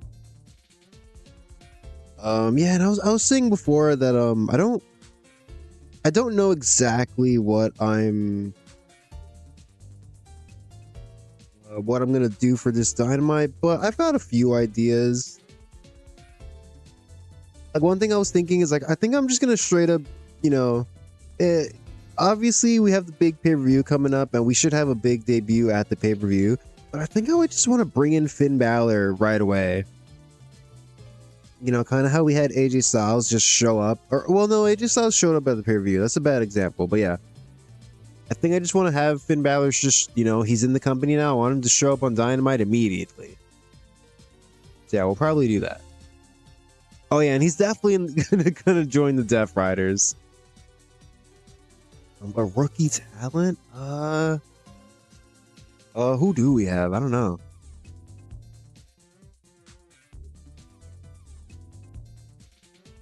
Hey, Maxwell's recovered from the broken forearm. Ricky Starks wants to come up from Dev. I kind of want to call him up. I feel like he's already really solid. Yeah, let's just get him up. We can figure out what to do with him later. Willow Nightingale, you are on maternity leave. I'm not going to bring you to the main roster.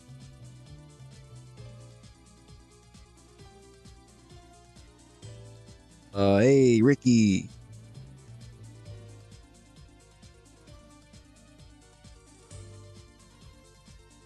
Let's see something. Oh, is yet to get a perception rating. Okay.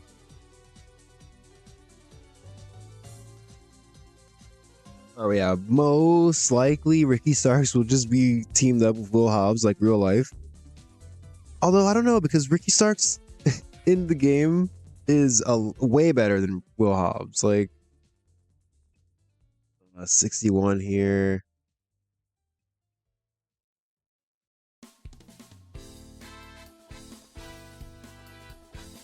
Let's see, when did we book on Dynamite?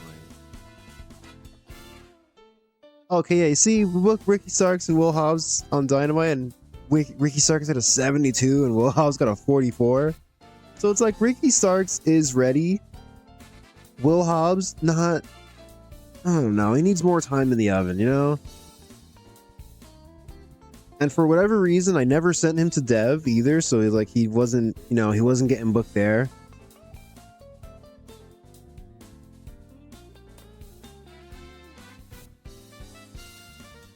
They'll probably be a team.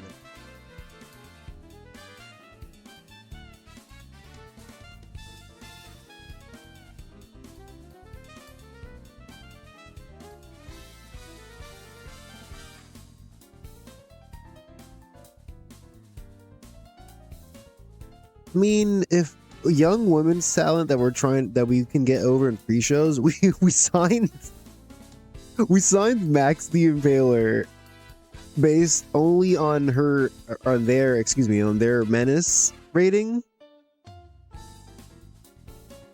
Who split up? Oh, Isla Dawn and Ben Bastard. I don't know who that guy is.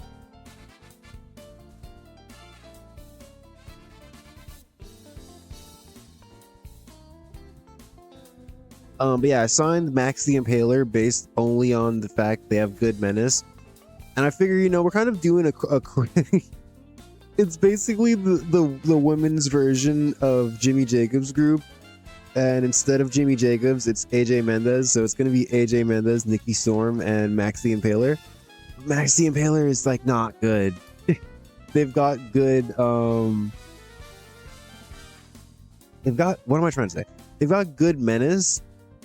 But aside from that, like, yeah, 75 menace, but then 27 to 72 brawling. Ooh.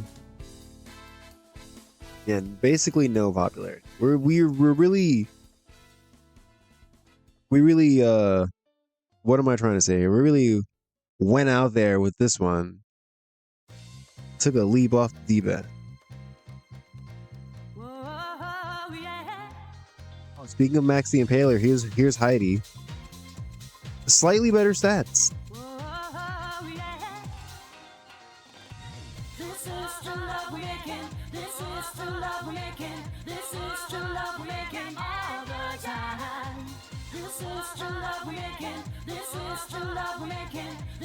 I mean, a women's wrestler with sex appeal that we're trying to get up. I mean, I believe Mandy Leon is on our roster, but I don't know if I'm trying to get her over. Yeah, she's here. 72. I don't know that I'm trying to push her though.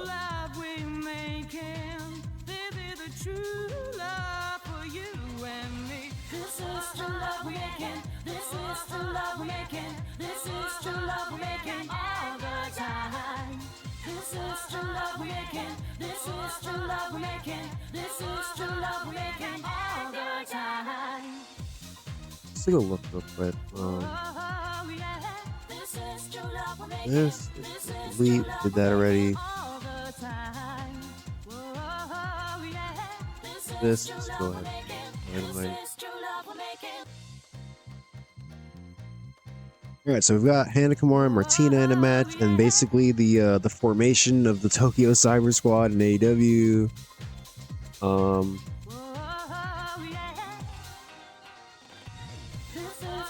I want to figure out some kind of angle where we can debut. I mean, see, pretty much what I see in my head is it's going to be a debut where we'll have AJ Styles and Mox in the ring already, and then the lights go out, and then they come back on, and Finn Balor's there.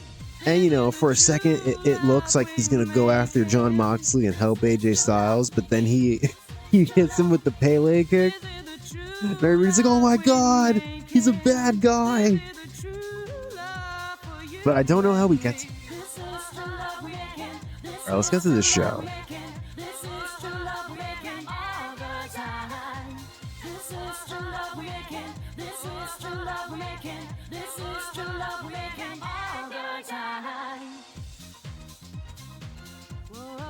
Yo, we were in the tri-state last week. I think we can just straight up run it again. We were in Pennsylvania last time.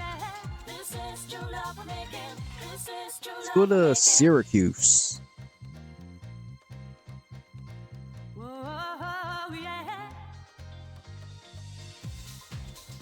Oh, I forgot to add Maria to the to the creative team. Damn it. All right, come on, you idiots. Give me some. All right, give me something good. A safe bet for Kenny Omega. All right. Safe bet. Okay. Bit of a gamble. We don't want that. All right, let's see if we can get some angle ideas.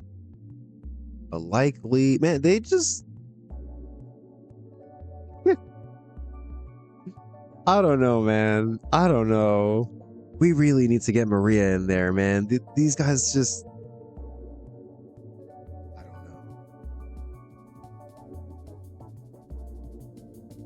know. Like I'm looking at this team, and I think Nick and Matt gotta go. I think they gotta go. Like we can keep Kenny and Penta on and throw Maria in, and then see if we've got some other people back, like non-wrestlers. I'm sure one of them has booking skill. Yeah, just every week, just likely to succeed, gamble. Jonah Rocks and Rick Knox butting heads. All right. Oh, Dark Sheik and Cody getting into an argument. Should I have Cody go over Dark Sheik on Dynamite? Oh, and then they gossiped about it right after. Dark Sheik and Manly Leon. Training. Alright, my cat just kind of went under the blanket all on his own. And he's acting weird under there. Fun.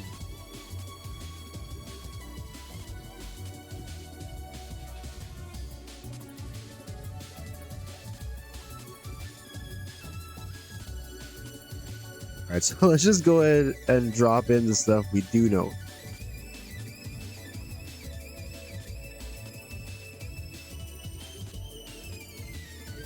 We've got Hannah Kimura and Martina, who it says Odeyo Tai, but they're about to denounce Odeyo Tai right after the match.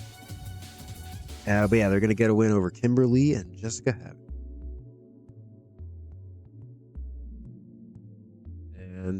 And here's the post-match promo, 3 minutes.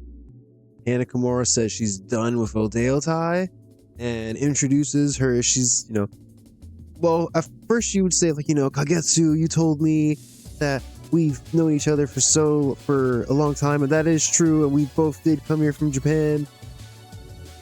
And it's true, we were both members of Odeyo Tai, but you told me that I will always be a member of Odeyo Tai, Kagetsu, and you're wrong about that. I'm Hannah Kimura, and I choose my own destiny. That's why I'm starting my own group. And this group, we're not going to go around being bullies and not accepting people. It's about friendship and love and looking cool. Tokyo Cyber Squad.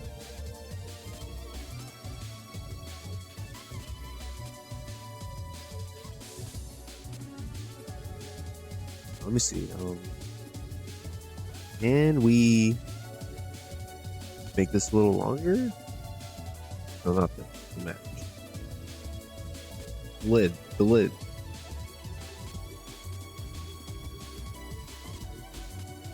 Alright, cool.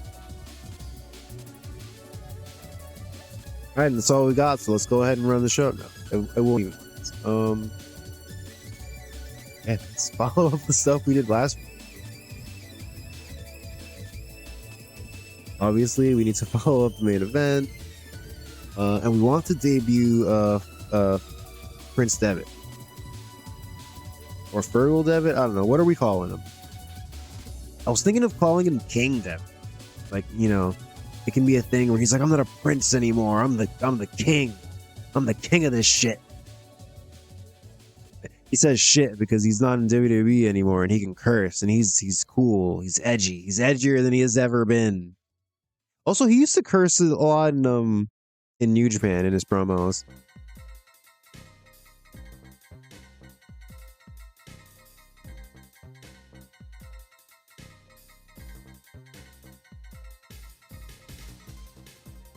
I was just looking at that screen and just straight up didn't even. Man, what do I want to do here? The End Time probably don't wrestle on this show. They probably just get a promo. We've done Adam Page singles match, Cody singles match, Adam Page singles match. So maybe maybe Cody should wrestle Brian Cage. Try to one up Adam Page's win.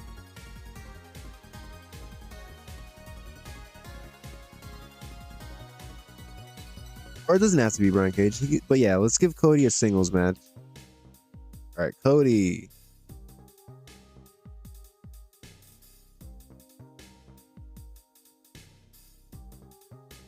Oh, freaking Andrade is here. Yeah, all the new people are here. This is exciting. Oh, we still need to debut Bobby Roode, right? Yeah, he's not gonna debut getting losing to Cody.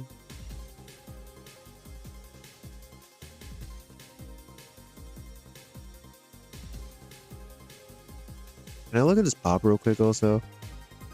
Oh man, 70s. Whoa. Yeah, he gained a lot from that title win.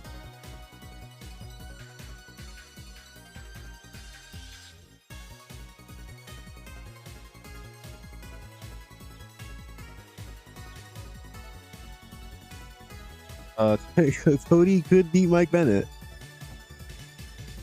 Moose, I already know we're gonna have him join Jim Ross's group. I figure, you know, they've been taking a lot of losses recently. We can do some kind of angle where Jim Ross talks about wanting to, you know, sometimes you need to bolster your roster with new signings. Really dry football talk. But yeah, I don't want him to debut losing to Cody.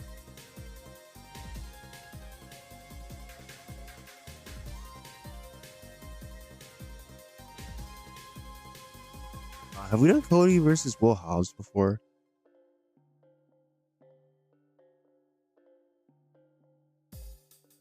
Oh man, we did it back in 2019. Wow. Screw it.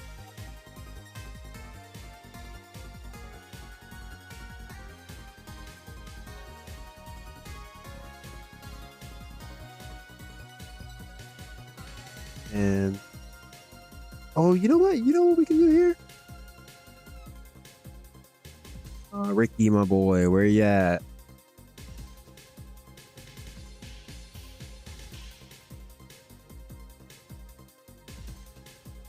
Oh, geez, his mic skills are not as good as I thought they would be, but we'll try anyways.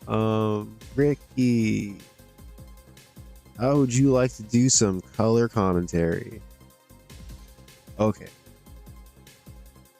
Ooh, 38 to 83. Oh. The same as his mic skills. All right. That's such a wide range.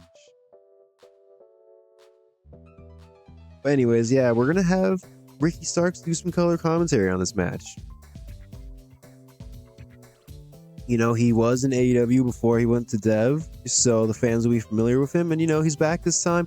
He's rooting for Will Hobbs. He wants to get a close-up look at his friend in action.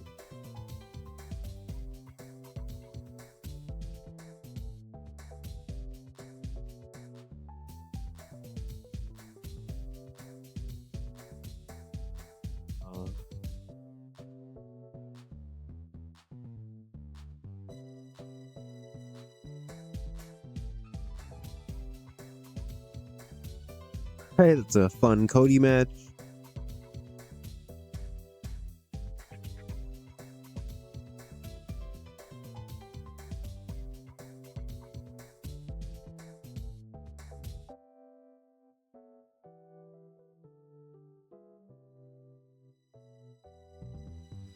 All right, what if we do... All right, because AJ Styles obviously upset that he didn't win the match last week. And yeah, I didn't set any interference, but you know, of course, I imagine at some point in the match, it's a triple threat match. There's no DQ. Pac and Shingo would get involved, which would lead to SCU running out and fighting them off. So, you know, we're going to go from there and we're going to do... AJ Styles and Christopher Daniels teaming up, take on Pac and Shingo. Have I done this right? No, okay. Could have swore I teamed these guys up already, but I don't remember what match. Give them 15 and tell them to steal the damn show. And yeah, we want to put over AJ Styles here.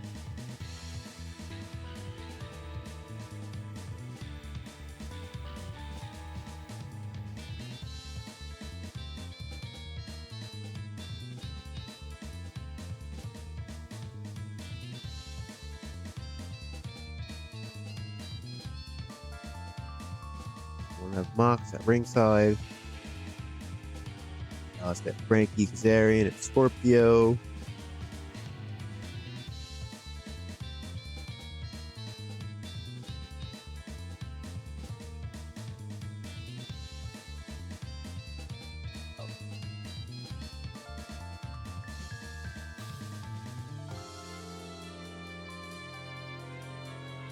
I mean, I think this could be a main event, but I'm not too sure.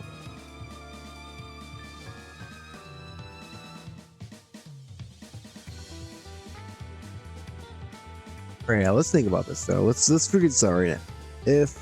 Because we want.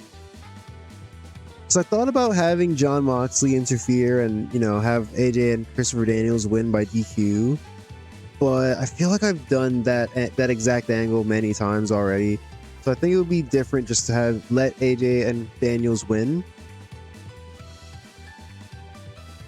And see, I'm trying to think like, how can we get to a situation where Devitt can debut?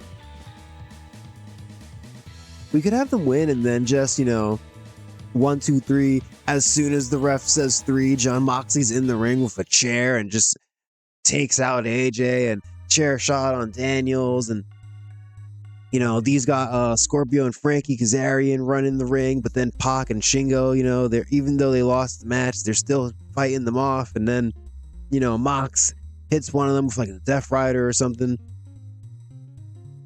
and then he's gonna let's do this. All right, we don't have to get all specific. All right, 2 minutes.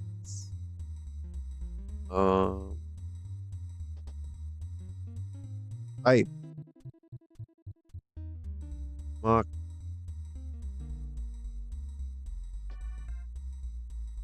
Oh wait, no, I was gonna do just Mox fighting. Pac fighting Shingo.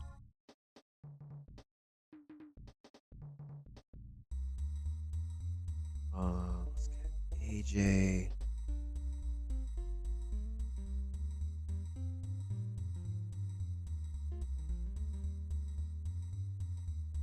God, maybe the match should just end in DQ.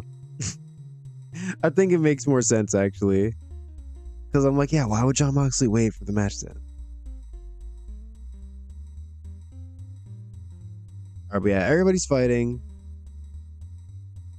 New part, surprise.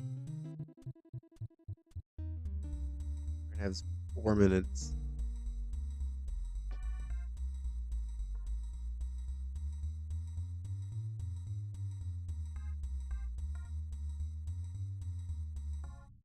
AJ working the crowd, Jon Moxley working the crowd, Fergal Devitt also working the crowd. And that is going to be I think this will be the main event. Yeah, ending the show on friggin' Fergal Devitt debuting and joining the Death Riders is pretty big, actually.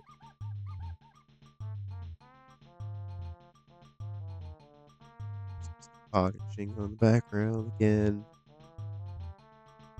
Frankie Kazarian.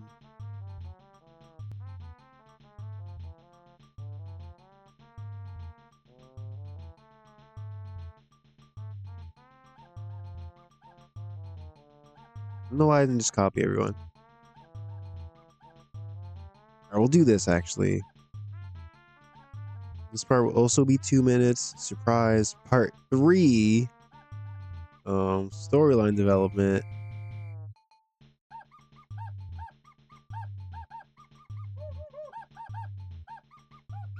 Alright, it's gonna be AJ Styles, Victim,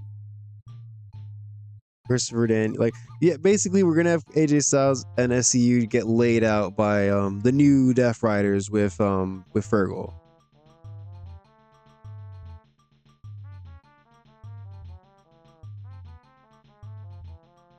After he just made his surprise debut.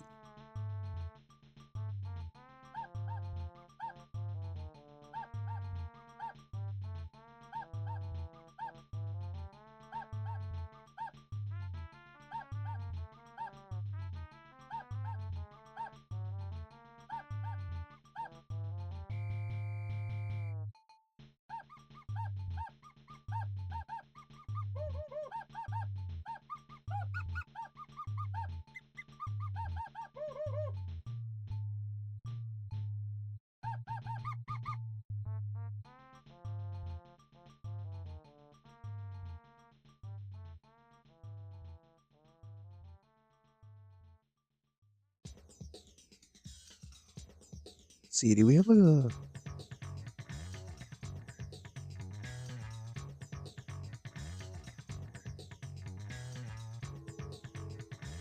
All right, well, this is gonna have to be as is.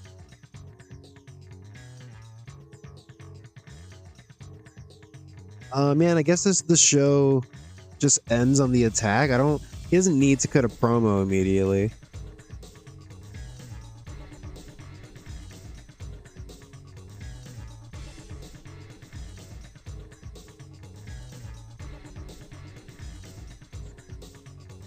Humans fighting.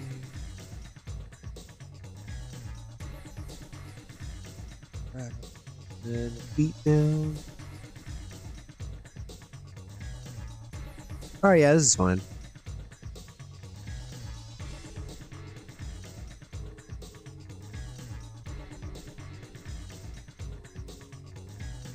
Yeah, but this is now going to end in a DQ.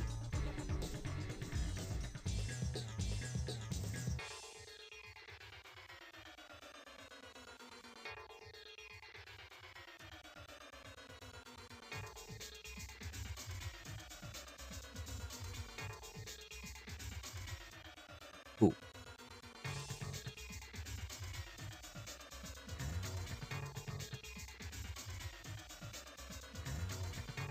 And yeah, before I forget, 'cause I tend to forget everything I want to do in this game. Let's just put Adam's Death Riders now.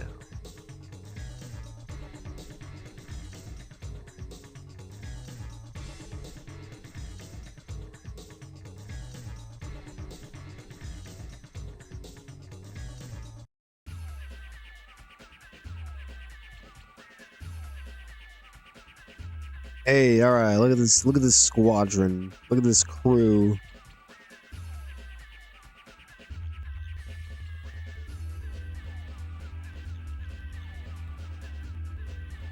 Also, yeah, just the idea of a friggin' Devitt Shingo tag team. Oh my god, it's gonna be cool.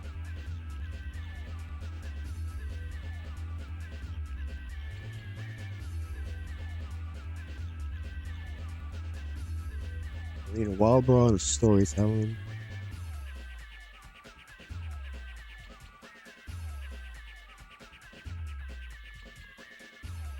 Mandy Leo. Decent psychology, not great in the game.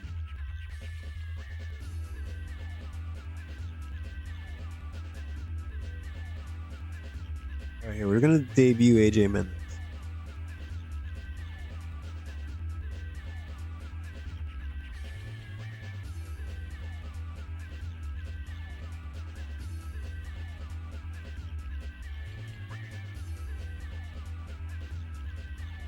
Let's see.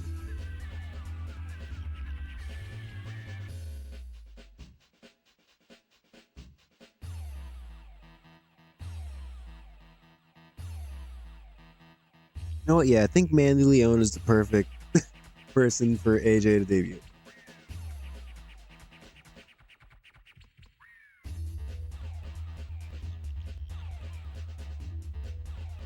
10 minutes. AJ Mendez is going to win.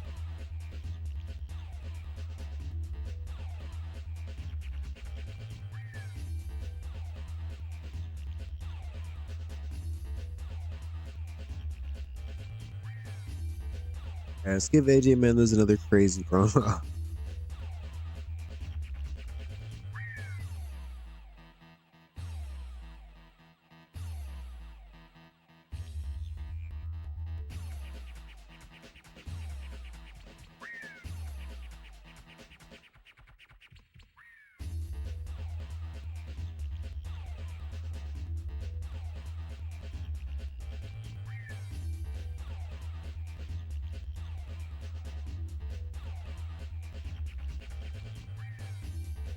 All right, yeah, we're gonna have her say like, "You're only here because blank, blank, blank, blank, blank." Fill in the blanks. Who, maybe you're only here because you are dating so and so, or sleeping with so and so, or because you're pretty. Pick one. Pick whichever your favorite one is.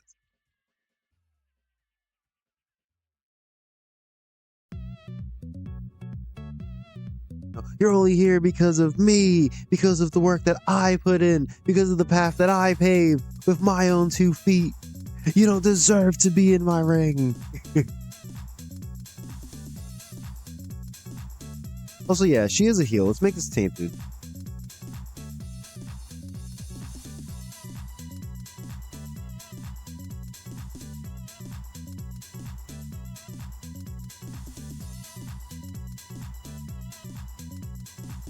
One second.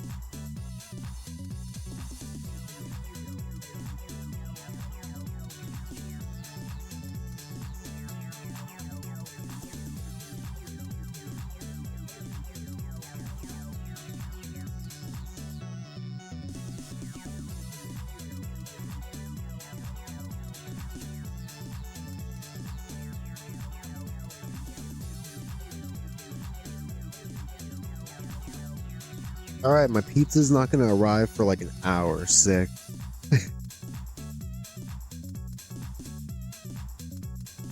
Man, I guess it is Friday. That makes sense, right? I guess everybody else is also ordering pizza.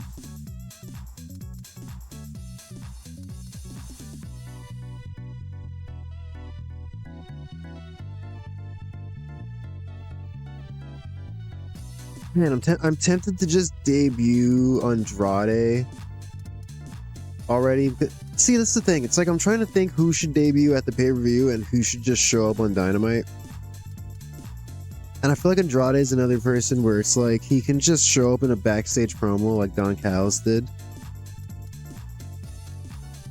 And, because we've been having Wagner do a lot of trios matches teaming with Rey Fenix and Penta.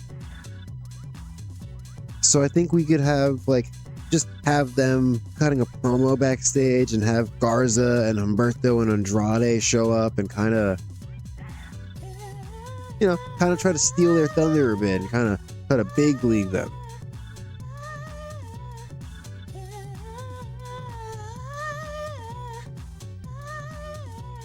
I don't know if I want to do that right now though. I'm like, yeah, we've got AJ Mendez, Virgil showing up. I don't know if we also need Andrade right this second. Although on one hand, on the other hand, if he does show up, the sooner he shows up, the faster we can get rid of Fantasma. So maybe he should debut. I don't know.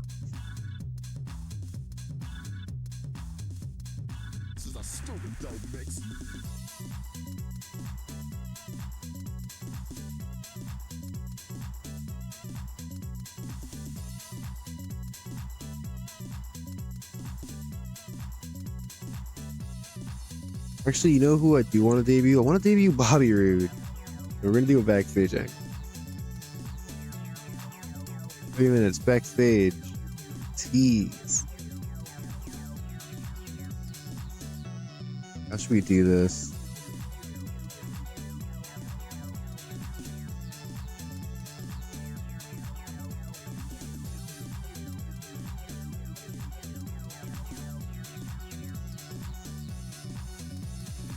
You know what? Straight up, we could just have James Storm like be backstage with Suzuki-gun, and he's like, "All right, guys, you know, I know things. You know, we've been having a bit of a rough go of things lately. We've been losing some matches, and we haven't been having too much luck in the ring. But I think I know exactly what's gonna turn things around for us. I think I found the solution. I made a call to my old friend, my old buddy, my tag team partner, Mr. Big Money himself, Bobby Roode." And then yeah, Bobby Roode's gonna show up and cut a promo on the Briscoes.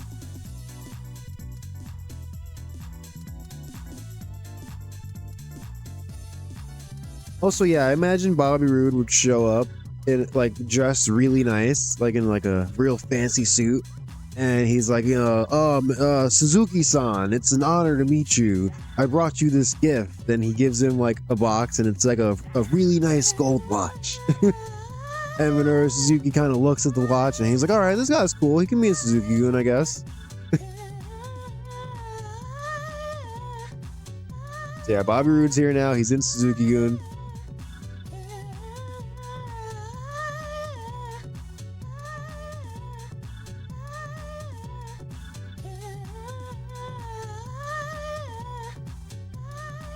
I also think one thing we can do is, you know, we don't want to unload all the eggs from your basket all at once. That's the saying, right? You know, we don't want to unload all of our eggs all at one time.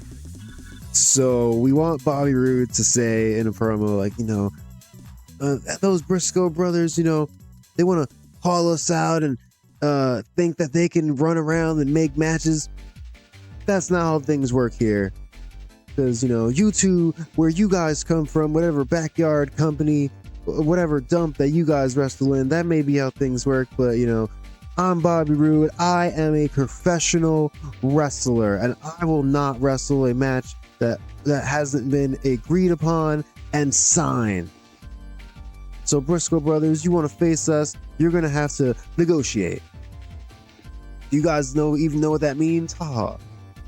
Them boys, more like them bums. really going at them for being poor. 3 minutes.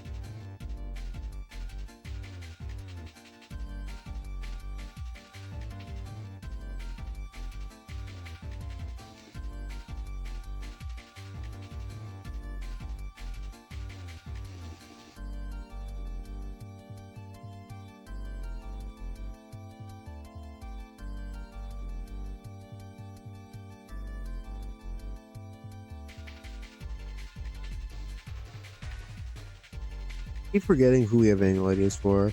Brody Lee, Brian Anderson, Claudio. Alright, cool. Nobody in this. I was hoping we would just randomly have like a near certainty for Minoru Suzuki or something.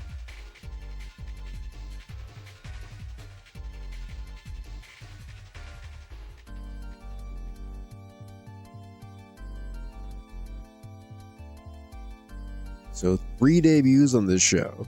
I guess technically AJ debuted on the last show, but this is her in-ring debut.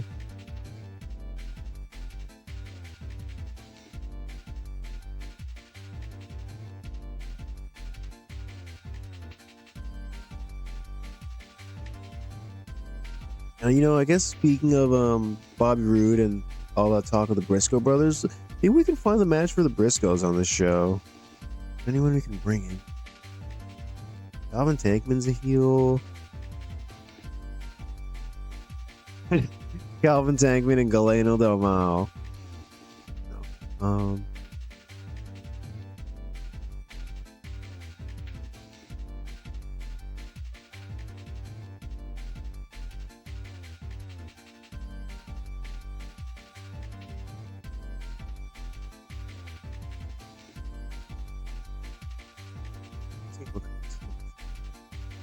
Car's here now.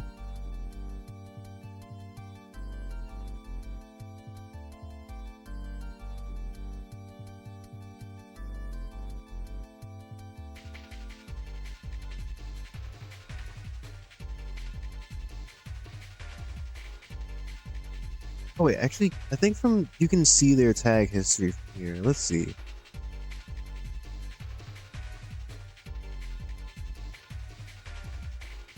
Since they've been here, they've beaten Private Party, Butcher and Blade, James Storm and Lance Archer, Proud and Powerful. They lost to the to the Young Bucks, and they lost to the End Time. Okay.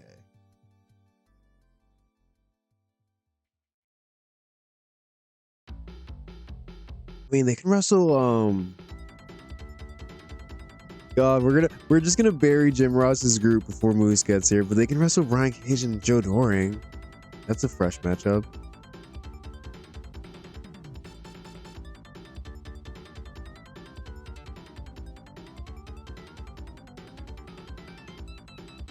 Joe Doring on 2 Dynamites in a row is crazy.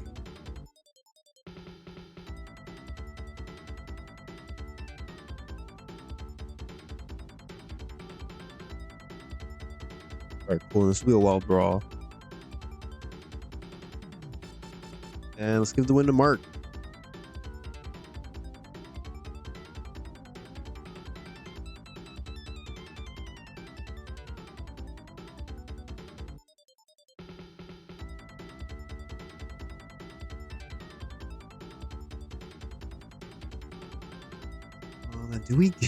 Do we give the Briscoes a response promo? Are we dedicating too much time on this show to this feud?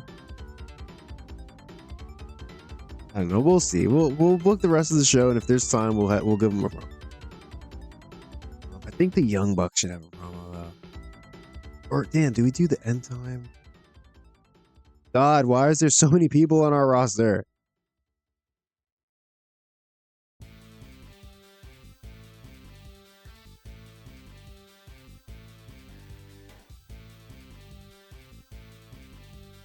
Alright, screw it. Let's do the tried and true show opening promo. 4 minutes. Still your world champion, Kenny Omega, overcame AJ Styles, Jon Moxley, and the Death Riders.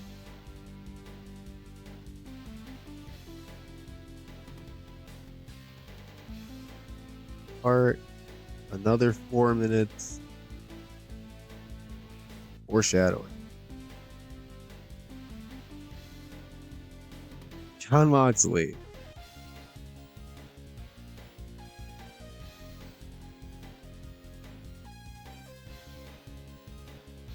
Oh yeah, Jon Moxley. You would think that after losing a title match just last week, he would give it a rest already, but no, he's back still. And yeah, I imagine the promo would go something like, "Oh, like you think just because you've beaten me twice now that I'm just gonna go away?" Yeah, I don't know. He's back. He's cutting a promo on Kenny Omega, and he foreshadows that he's like, we've got AJ Styles, and he needs these 3 other guys to watch his back. And I look to my left, and I've got Pac here, and I look to my right, and I've got Shingo here. But that only makes 3. So maybe the answer I've been looking for all along is to add a new member to this group. Just really laying it in thick. It's teasing Prince Devitt's debut.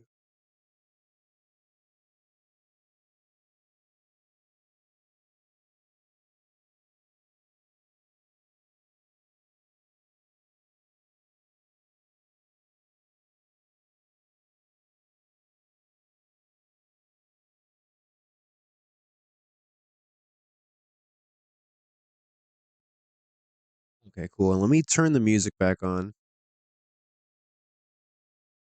1 second. This.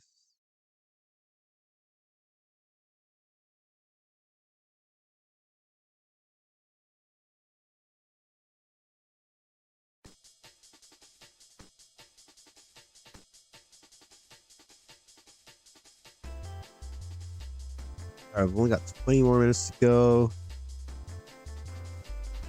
give AJ and Christopher Daniels backstage.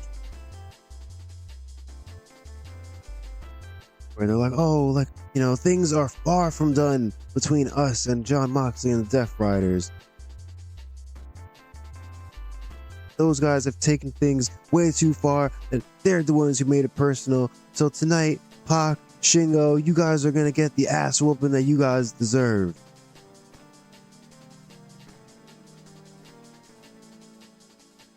And this will be shorter. This will be like 3 minutes.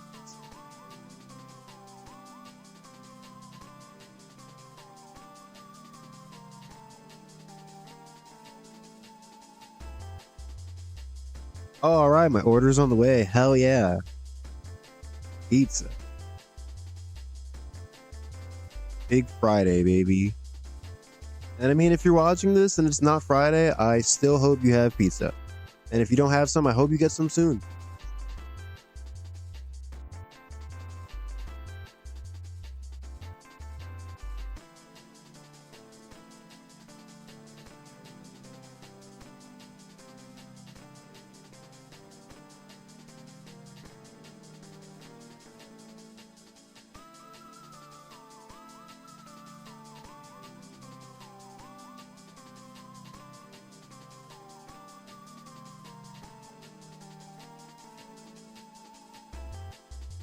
Okay, we need 17 more minutes.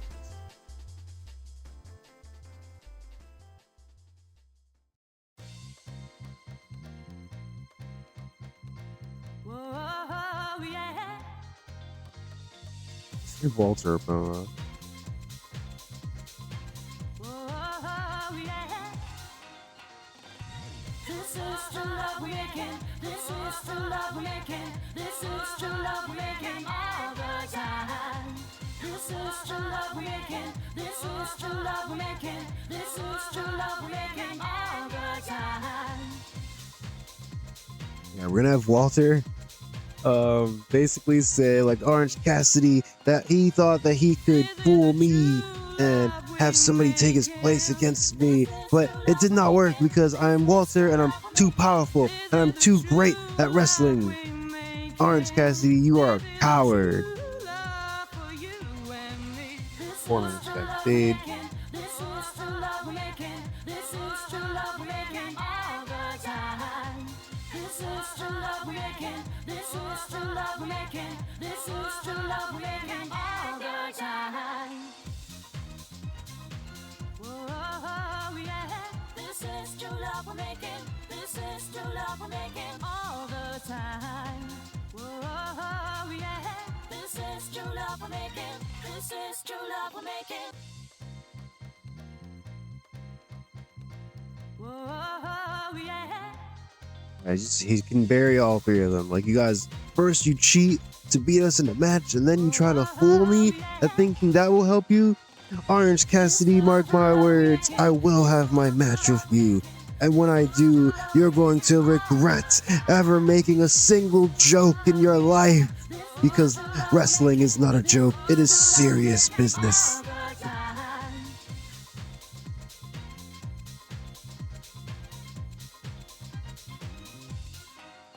Right. Let's start putting this in order and see what, so we can see what the show's missing. We can open with Cody again, I guess, if we're main eventing with AJ and Daniels. For an open, or okay, we'll do the opening segment into the Cody match.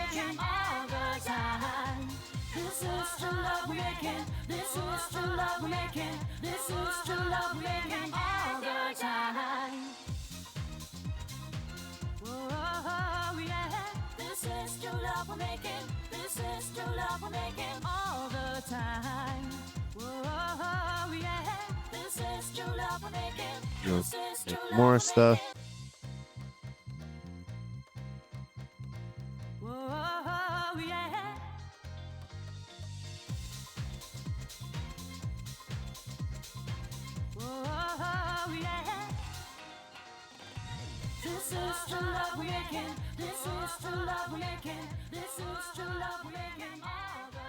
Right. It feels weird having AJ Mendez in the co-main event slot right now, so we might. How many matches do we have here? 1, 2, 3, 4, 5.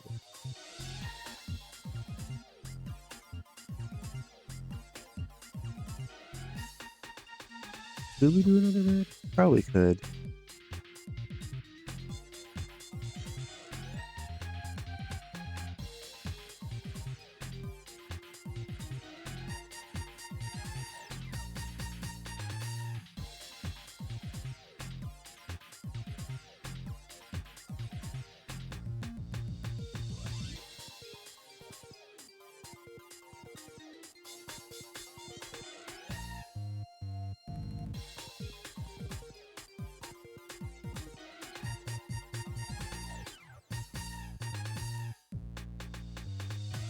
We had supposed to jump and wrestle Evil at one point.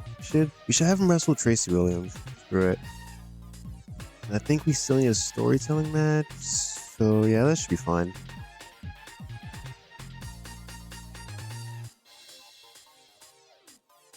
Or we could do Darby also, but we haven't booked in a while. Yeah, he's got good psychology.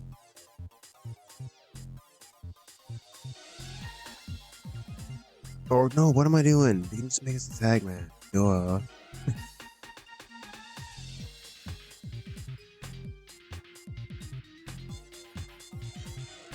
Chris Brooks, Tracy Williams. 10 minutes.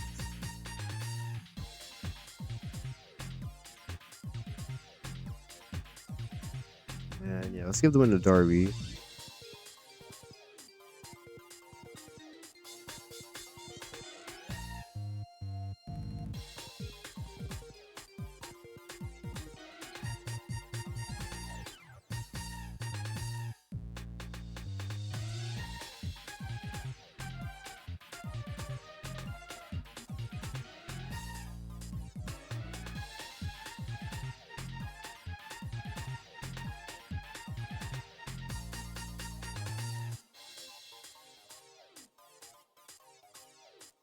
Do I want Chris Brooks and Tracy Williams to be in the co-main event? I don't think I do. God, we might just have to leave it at AJ Mendez.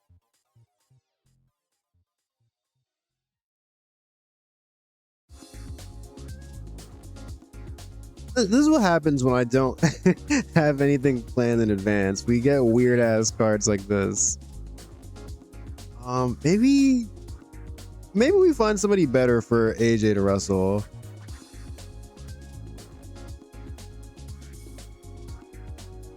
Obviously, this is Rio.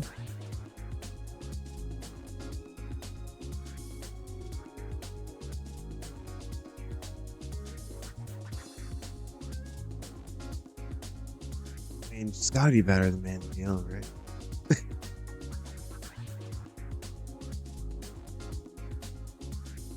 Alright, we'll change this to her. She's burying Rio now.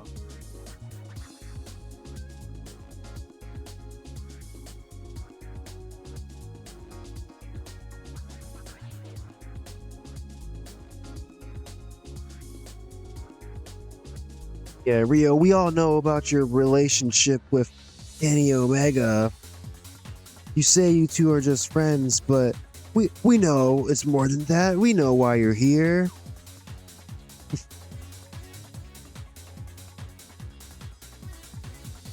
Very offensive from.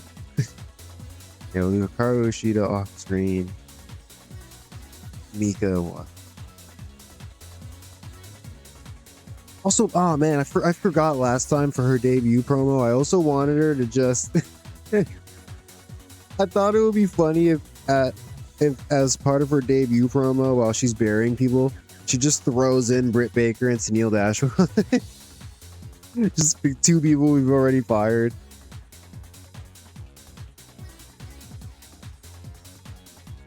Oh, one second.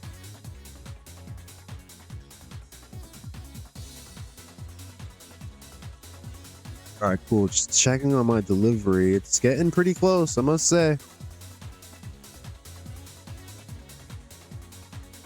Guess when that gets here, I'm gonna have to take a break and go get that.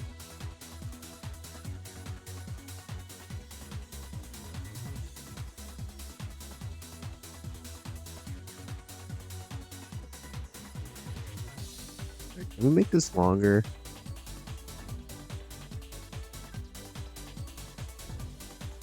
Yes, we can.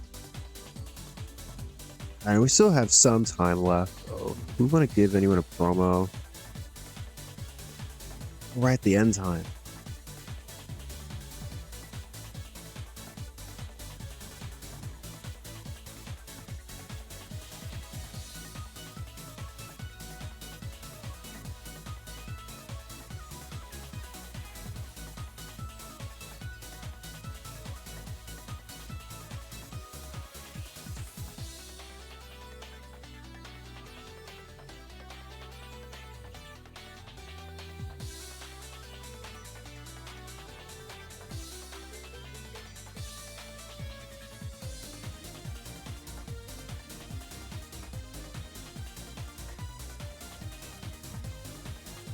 Yeah, we'll just have him cut a promo on the Young Bucks again, I guess. I don't know. Man, in the future, I really do need to, like, find more time to just sit down and come up with booking ideas ahead of time. I don't know. I really have just been tired after work. Just been a lot of days of me, getting home from work, doing all the post work stuff you gotta do. Sitting down finally with my laptop, opening it up, and then just kind of sitting there staring at the screen like I don't even have the brain power to come up with anything.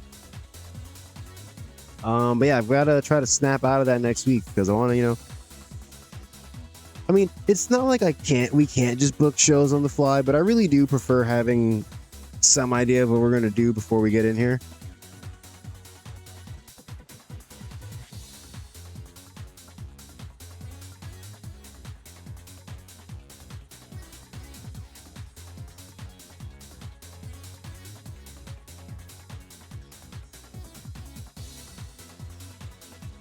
Just go.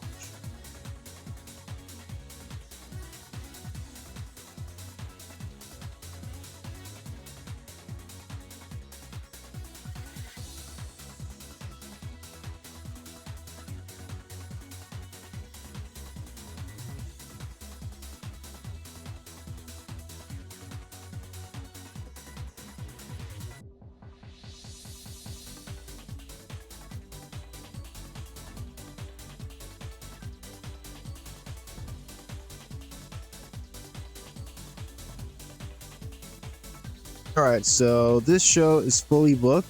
My pizza is probably going to get here any second now. So I am going to take another quick break. And then when I come back, we will run this. And yeah, then we'll get to AEW Dark. Yeah, sorry about all the interruptions, but please don't go anywhere. Woo!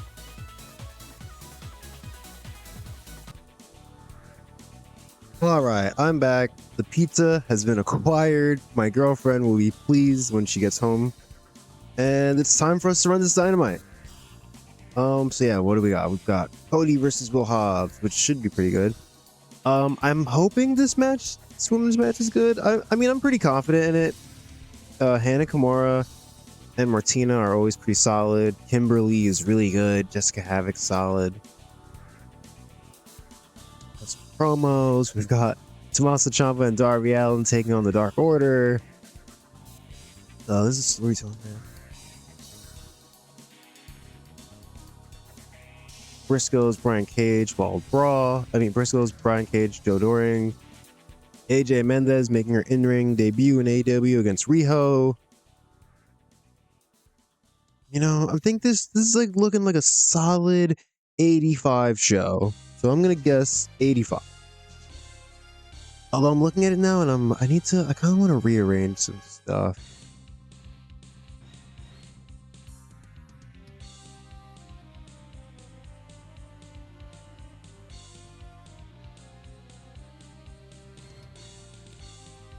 Do we get like another promo before the main event?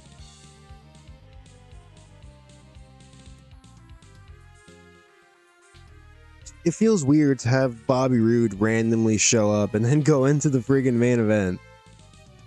So I kind of want this to be like on the middle of the show.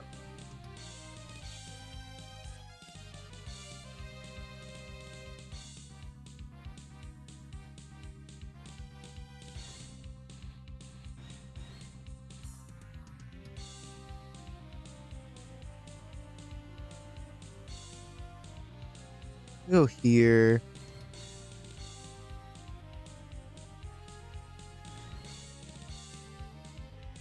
Here.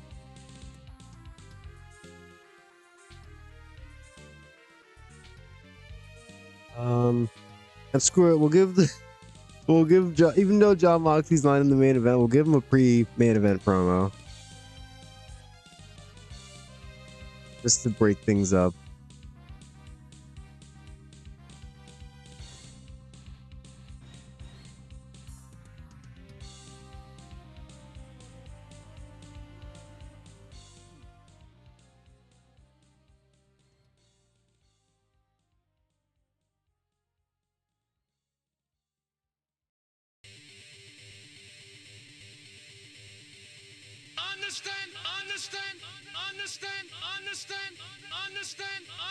Sorry, let me grab a drink of water real quick.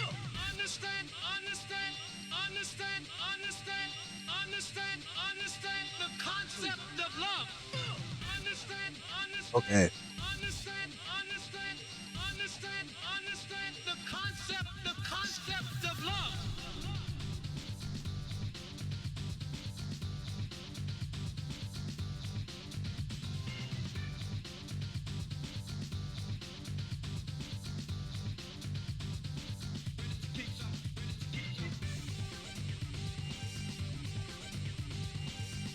Oh, yeah, we go from AJ Mendez to John Moxley. Alright, so... Alright, yeah, I'm still gonna go with my 85 guess. What is love? You know what? Excuse me, actually. Free love. What is love? Love is free. And we borrow a couple of women from Dev.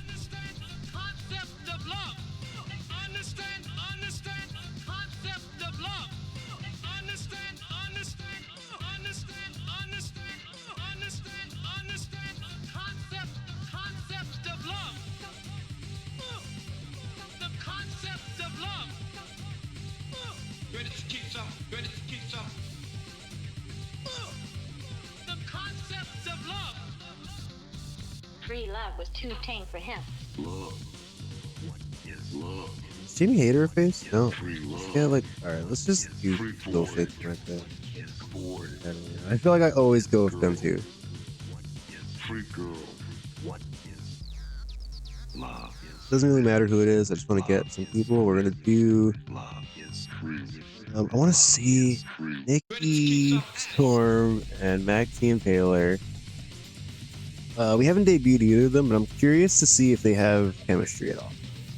And I want to see how Max does. Free love was too tame for him. Free love was too tame for him. Free love was too tame for him. Tame for him. Free love was too tame for him. Free love was too tame for him. Free love was too tame for him. Tame for him. All right, yeah, we're ready to run the show. Let's go ahead and do it. Oh, we got exactly 70%. Hey.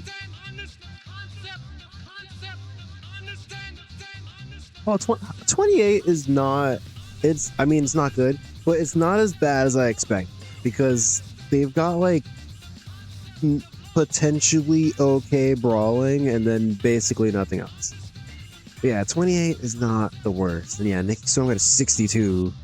That's really good, actually. Free love was too tame for him. Oh, and the gimmick was great. Cool. Tame for him. Oh yeah, and I came up with this, the Manic Panic gimmick for Nikki Storm. Pat myself on the back.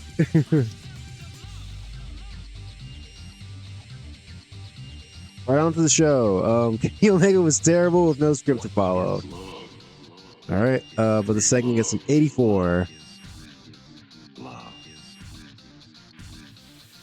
Our entire opening match, we've got Cody Rhodes going one-on-one with Big Will Hobbs in a match that got an 80. Oh my God, Will Hobbs only got a 33, but Cody got a 96. Oh my God. What a match. And they have good chemistry though. All right, that's good to know. Man, Will Hobbs, I really should have sent you to Dev at the same time as Ricky Starks. I don't know what I was thinking, but yeah. That a 33 is very concerning. You know, Max the Impaler has 1 year of experience. Will Hobbs has like I don't know how many. Yeah, Will Hobbs has 11 years of experience. What are you doing getting a 33, man?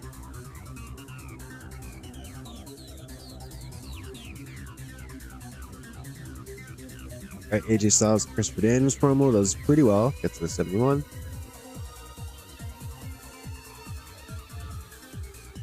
Jimmy Jacobs and Brody King and Punch Martinez cut a promo on being the new tag champs. Gets to 75.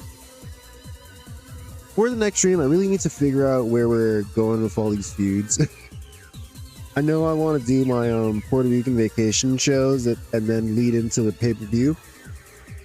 You know, I kind of have a decent idea of what we're doing at the pay-per-view, but it's like I'm trying to come up with like what we're gonna do like until then.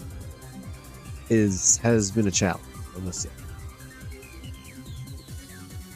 All right, a 79 for I accidentally clicked. Next segment. All right. Can we go back and look at it? Like, no. All right. Well, the match got a 79. I need to take Hannah Kimura and Martina out of Odeo's tie. Let's go ahead and do that.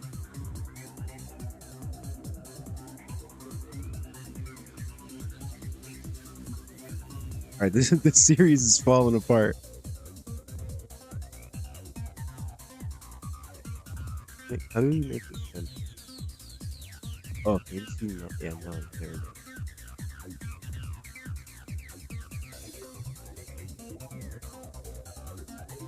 All right, so those two are out of Odeo's tie, but now we're gonna introduce Tokyo Cyber.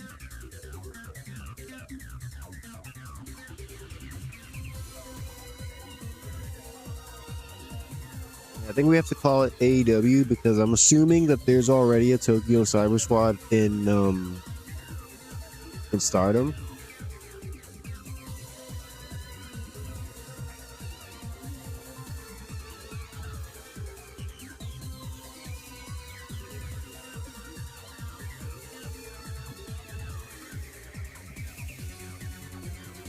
Hannah Kimura, leader.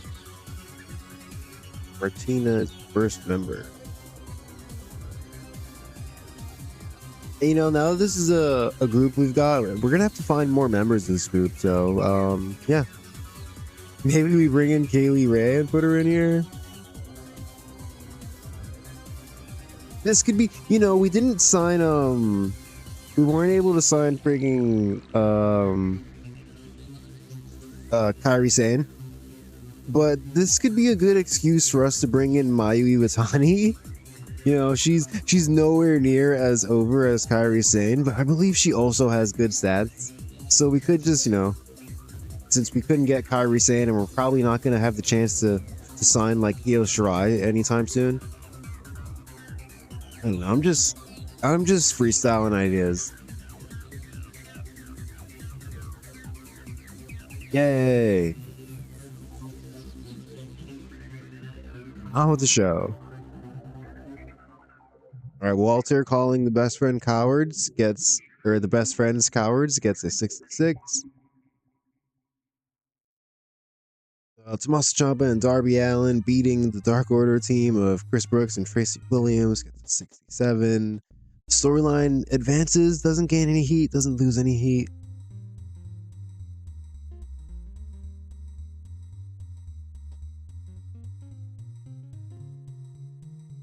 All right, backstage segment where we debuted Bobby Roode with his big money Bobby Roode gimmick. His gimmick got an initial rating of great, so I'm happy with that. Although 57, not great. Yeah, welcome to the roster, Bobby.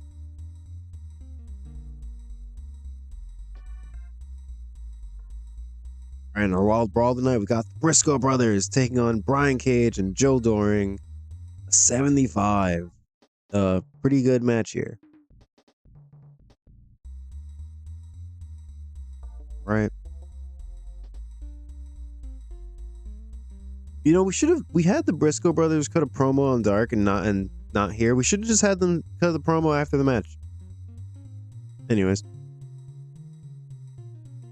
AJ Mendez promo as she walks to the ring, burying Hikaru Shida, Migo on, and Rio gets a 75. Thank you, AJ Mendez. Oh, and the match gets a 75, and she was even off her game. Yeah, beats her by submission after blatantly cheating. Oh, and she's rusty. All right, AJ Mendez looking real promising. I gotta say.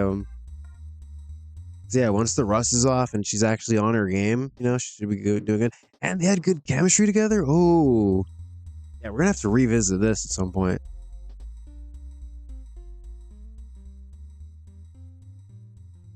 All right, John Moxley filling time on the show. Promo gets a 75. Let's see what this big main event gets. Ooh, an 87. Man, back to back hot main events. Yeah, and Pac kind of carried here though. Even the game says that.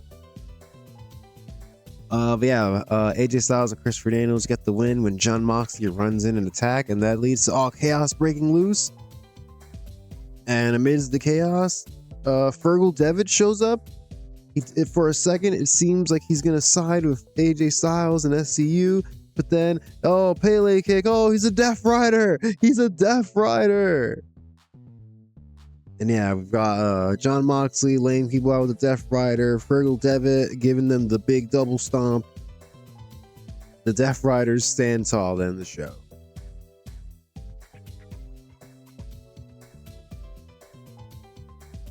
Oh, an 84. Only 1 point off from my guess. So yeah, good show. Good show. And yeah, we didn't have anything planned. We kind of just winged it, but still did pretty good. All right, what the hell are we gonna book for Dark? Oh, Dragon Lee and Martina butting heads.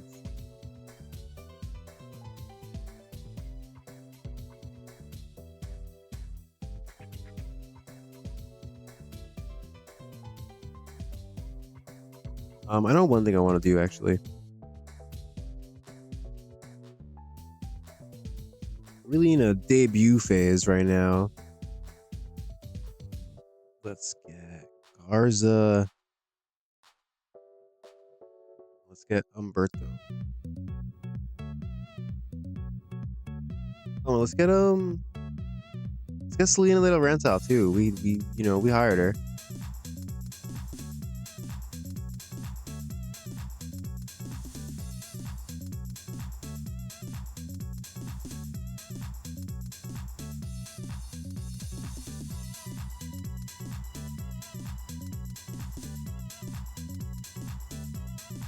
Laredo.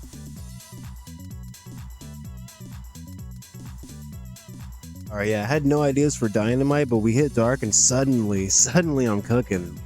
Suddenly. Oh, Laredo Kid, you're a heel? Why?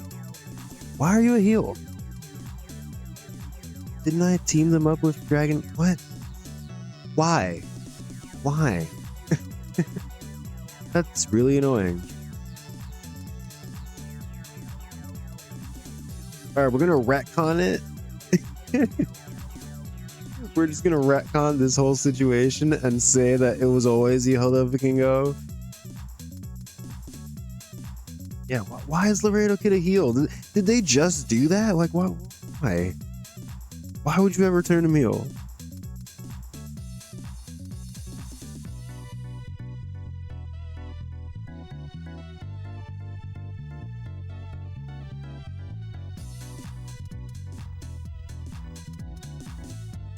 Let's book the angle first, actually.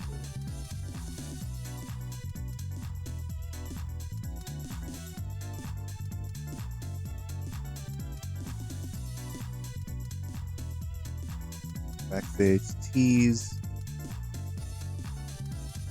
This is a stupid dope mix.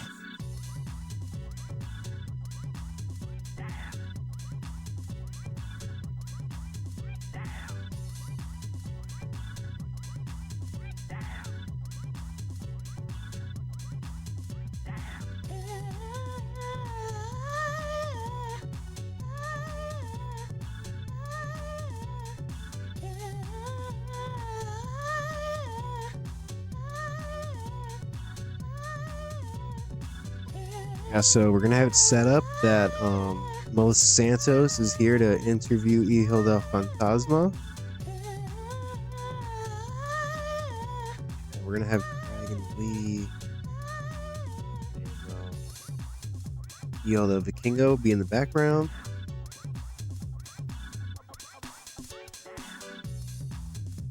And yeah, but then they're interrupted by Selena de Renta, who is with Garza and Umberto.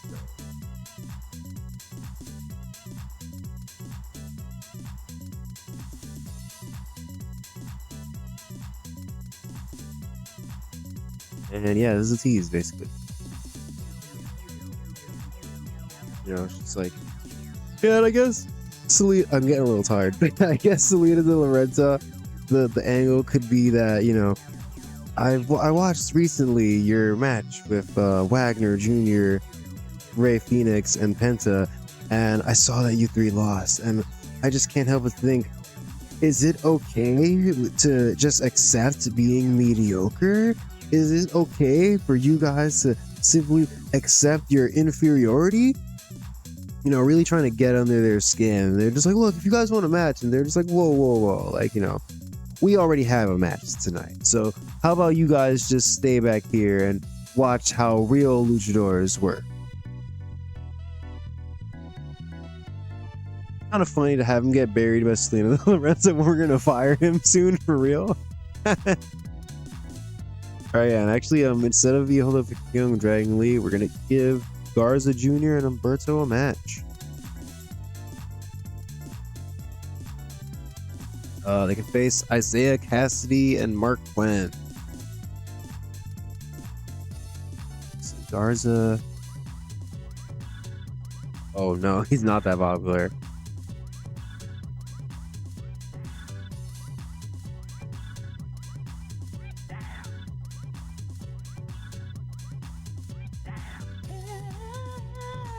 I mean, they could go over Bird reference, but I've been jobbing these guys a lot lately.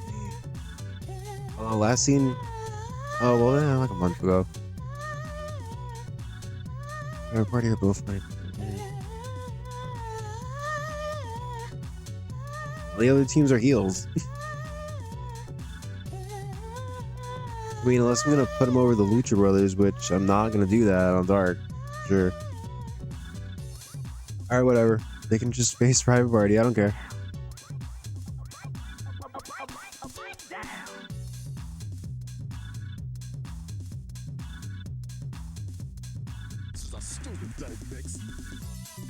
How about we do a 10-minute steal the show match? Winner being Garza Jr. We'll make it open, and we're gonna be a tainted win. Do a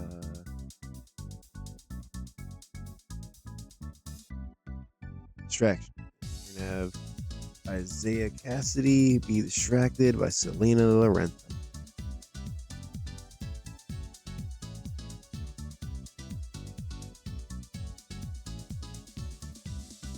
Okay, let me see. I have Selena de Renta. I have her. Okay, yeah, I have her managing them in Dev, but I guess I have to set that here.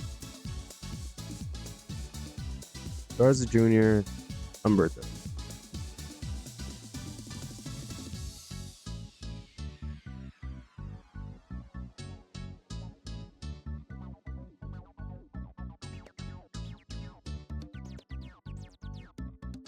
All right.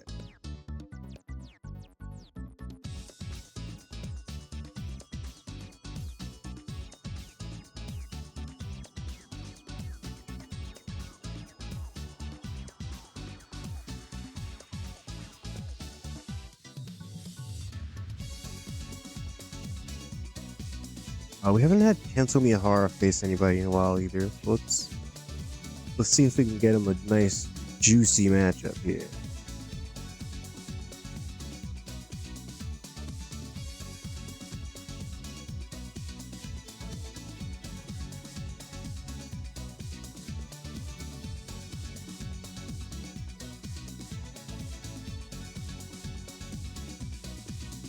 We done Kento Miyahara versus Psycho Clown? Oh, Bobby Eagles maybe?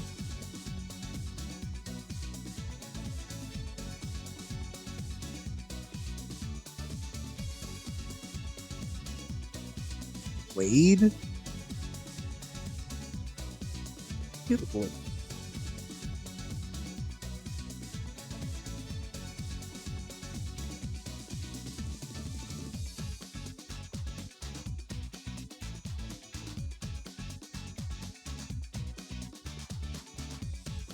Minutes. Okay.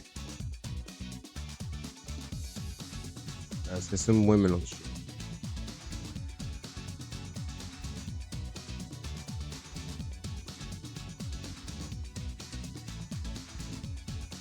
Let's see Hannah, Martina. Hannah Kimura also. Are you still an important man? Oh, she's so close. She's knocking on the door. Let her in. So close. All right, Hannah Kimura, Martina, and let's do Rio again. And they will take on...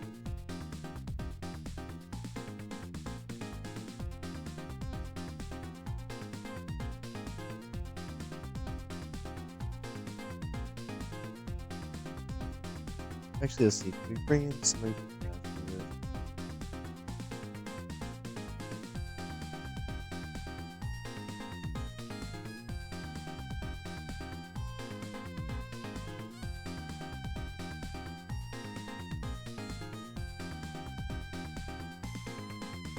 Yeah, sure. Jamie Hitter.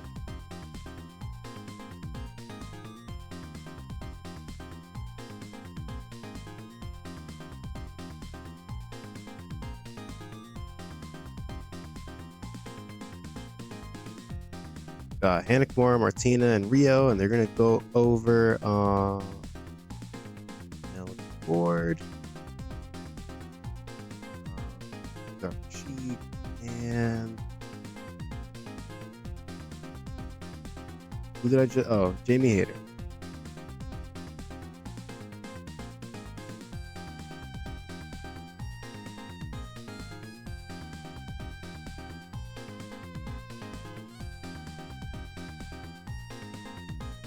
All right, we're gonna get Hannah Kimura the clean win.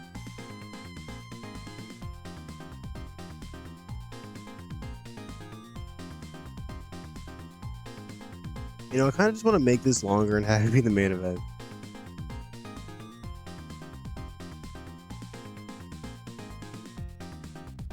All right, everybody's being slightly overused, but only slightly. So that's fine.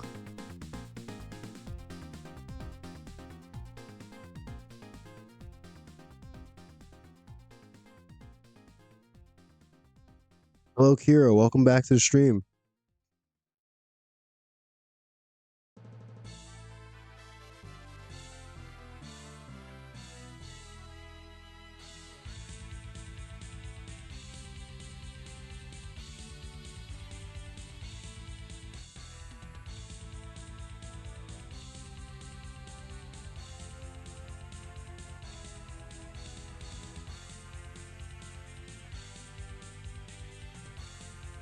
We definitely need some promo.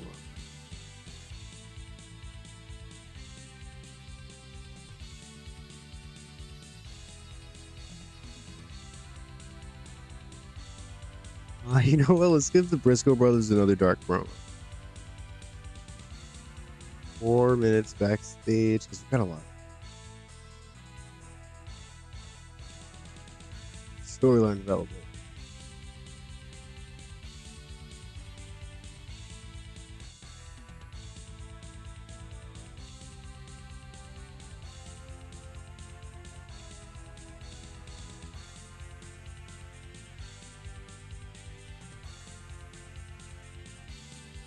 Is that how you spell negotiate?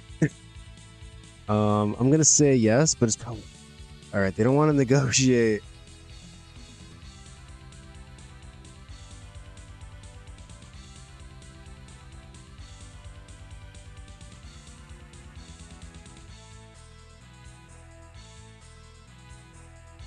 Yeah, so the Briscoe brothers, you know, they're like, negotiation. What the hell are you talking about? Negotiation, litigation, documentation. We don't care about any of that. Why don't you guys just man up? And if you want to fight us, come fight us. And if not, then keep your damn mouth shut.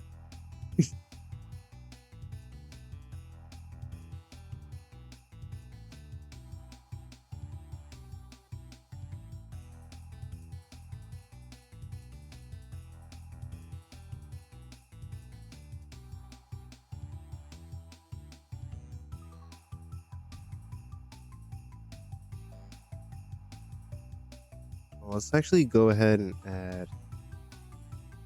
I have all these guys in the tag title storyline. Maybe we should just. I feel like we should move the Briscoes and James Storm to their own.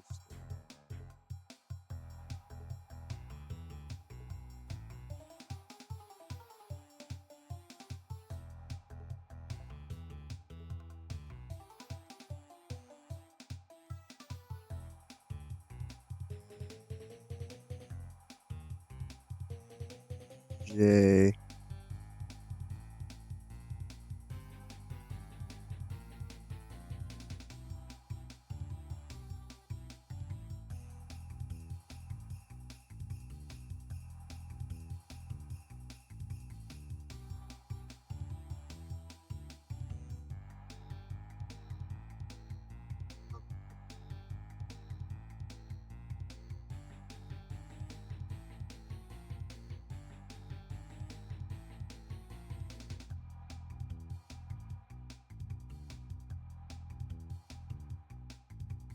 We'll open with the women's match and we'll close with Cancel Me Or versus the Blade.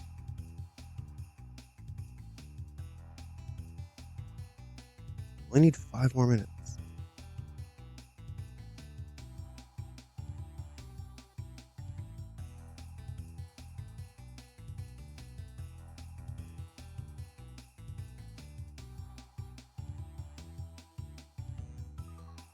You know what? Let's get a. Oh, right. The Ricky Starks has this wide ass range. Damn. Screw it. Let's give Ricky Starks a promo.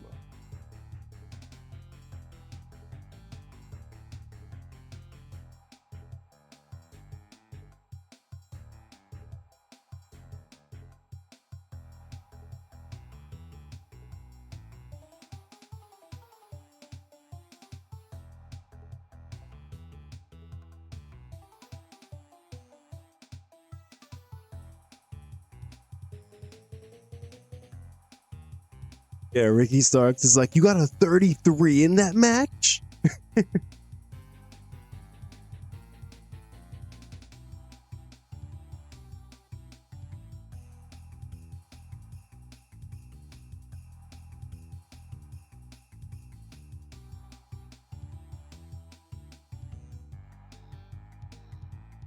Cody off.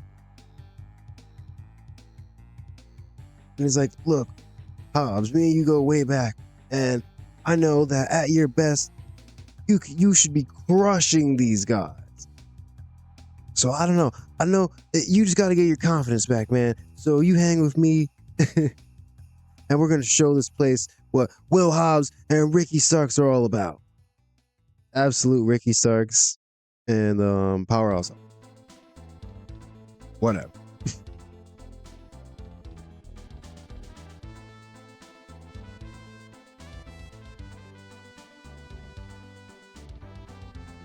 Two more minutes. Oh, you know who else wants to cut a promo? It's been a while. Jim Ross. The Return of the King. All right, let's get weird and put RJ City in there for no reason. Joe Doring, Brian Cade. All right, Jim Ross. You know, things haven't been going our way. We've been dropping a lot of games, so to speak. But even the great teams have their can fall into a slump from time to time, and sometimes it helps to shake up the roster. And that's what I've done. I have gone behind the scenes and I've made a talent acquisition. So you will be seeing a new member of the Jim Ross conglomerate soon. And I can't say who it is now, but I can tell you that he was a gridiron star. And everybody's going to be very impressed by the talent that we bring in.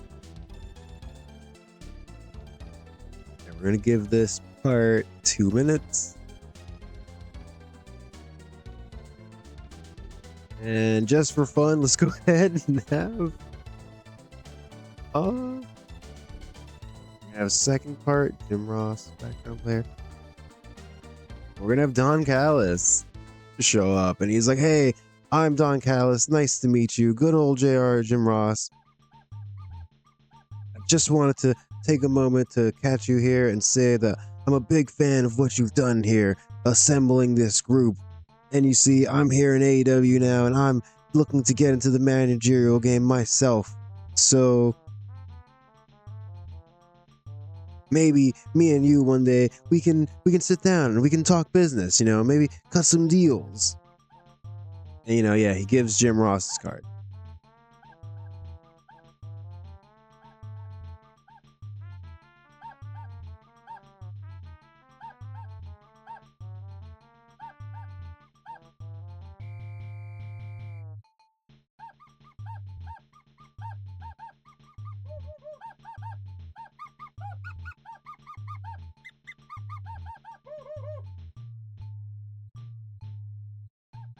All right, cool. Yeah, so we're teasing Moose, and Don Callis is kind of, you know, he's just scouting. He's playing the field.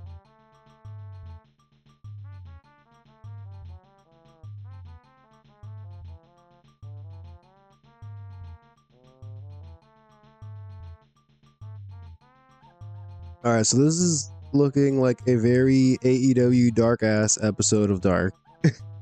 We've got dudes from Dev showing up and wrestling in matches. We've got a bunch of promos from people that don't always get to cut promos, like Selena De La Renta is here. The Blade is in the main event. Yeah, I don't know. I'm gonna say a 72.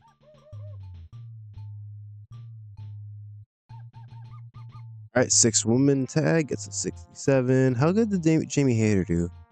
Yeah, 50. I'm surprised that that's not better. All right, but yeah, Tokyo Cyber Squad and Rio get the win.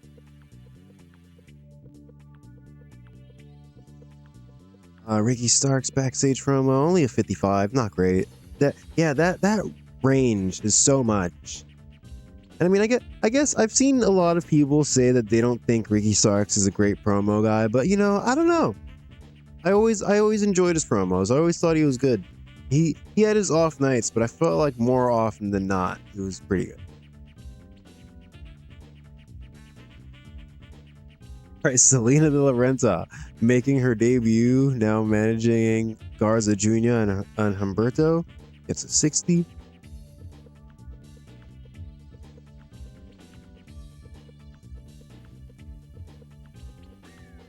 Hey, and Garza Jr. and Humberto wrestle a match on Dark for the first time in who knows how long against Private Party, and it gets a 69. Pretty good. Yeah, both Private Party guys actually did a little better in this match, but I mean, whatever.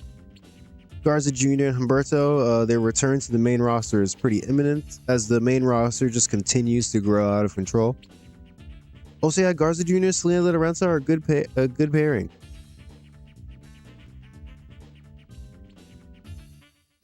Jim Ross segment teasing Moose and Don Callis interacting with him gets a 54. Okay.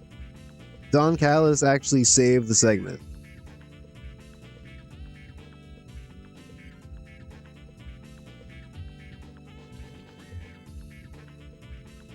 Right, not so great Briscoe Brothers promo 51.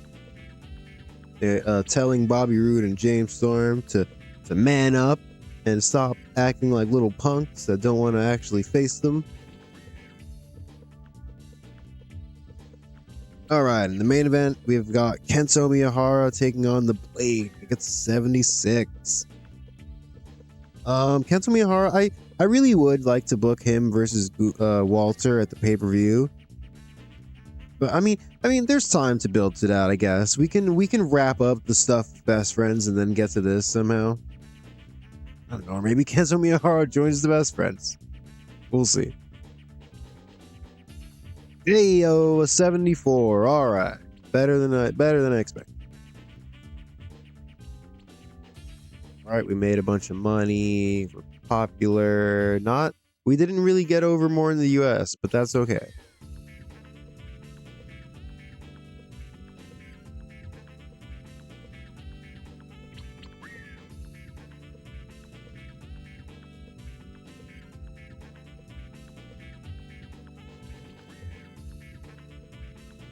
All right, and with this episode of Dark done, that's gonna bring us to the end of this episode of the stream or the YouTube channel, whatever, wherever you're watching. Yeah, we booked a big show, AEW Heatwave. I'm not gonna be able to say that anymore. Yeah, we booked our big show of 4 freaking title matches. Let's take a look. We got world title match. We had a prime title match. We had the women's title match featuring Kaylee Ray from Stardom. We had the End Time win the tag titles. And then we kind of booked this Dynamite on the fly that still did good. Got an 84. AJ Styles and Christopher Daniels defeated Pac and Shingo in the main event by DQ. And we had Fergal Devitt show up and align with the Death Riders. Major development. So yeah. If I actually plan some stuff out, it seems like we're gonna have some cool stuff happening. Oh, and Bryan Danielson's here. Hey, I forgot all about him. Bryan Danielson's here. God damn it. Alright, he's definitely debuting at the pay-per-view. Yeah, roster is insane. We desperately need to start Collision. Damn, Kenny Omega burying Brian Cage. Alright, Kenny, jeez. Alright, but that's going to do it for this episode of All Elite again. Thank you for watching. You can follow me on Twitch at Hijo de Amigo, or if you're watching on YouTube at Hijo de Amigo. Any likes, subscribes, subscriptions, any comments are all appreciated. And yeah, we'll be back on Sunday. With the CMLL series. I believe it's going to be episode 6. So yeah, look forward to that. We've got a trios championship tournament to book because Silver King walked out on us and the trios titles are vacant. So yeah, he kind of put this tournament right into my lap, and you know how much I love booking tournaments. So yeah, I hope to see you there. All right, yeah, thanks for watching. Have a good one.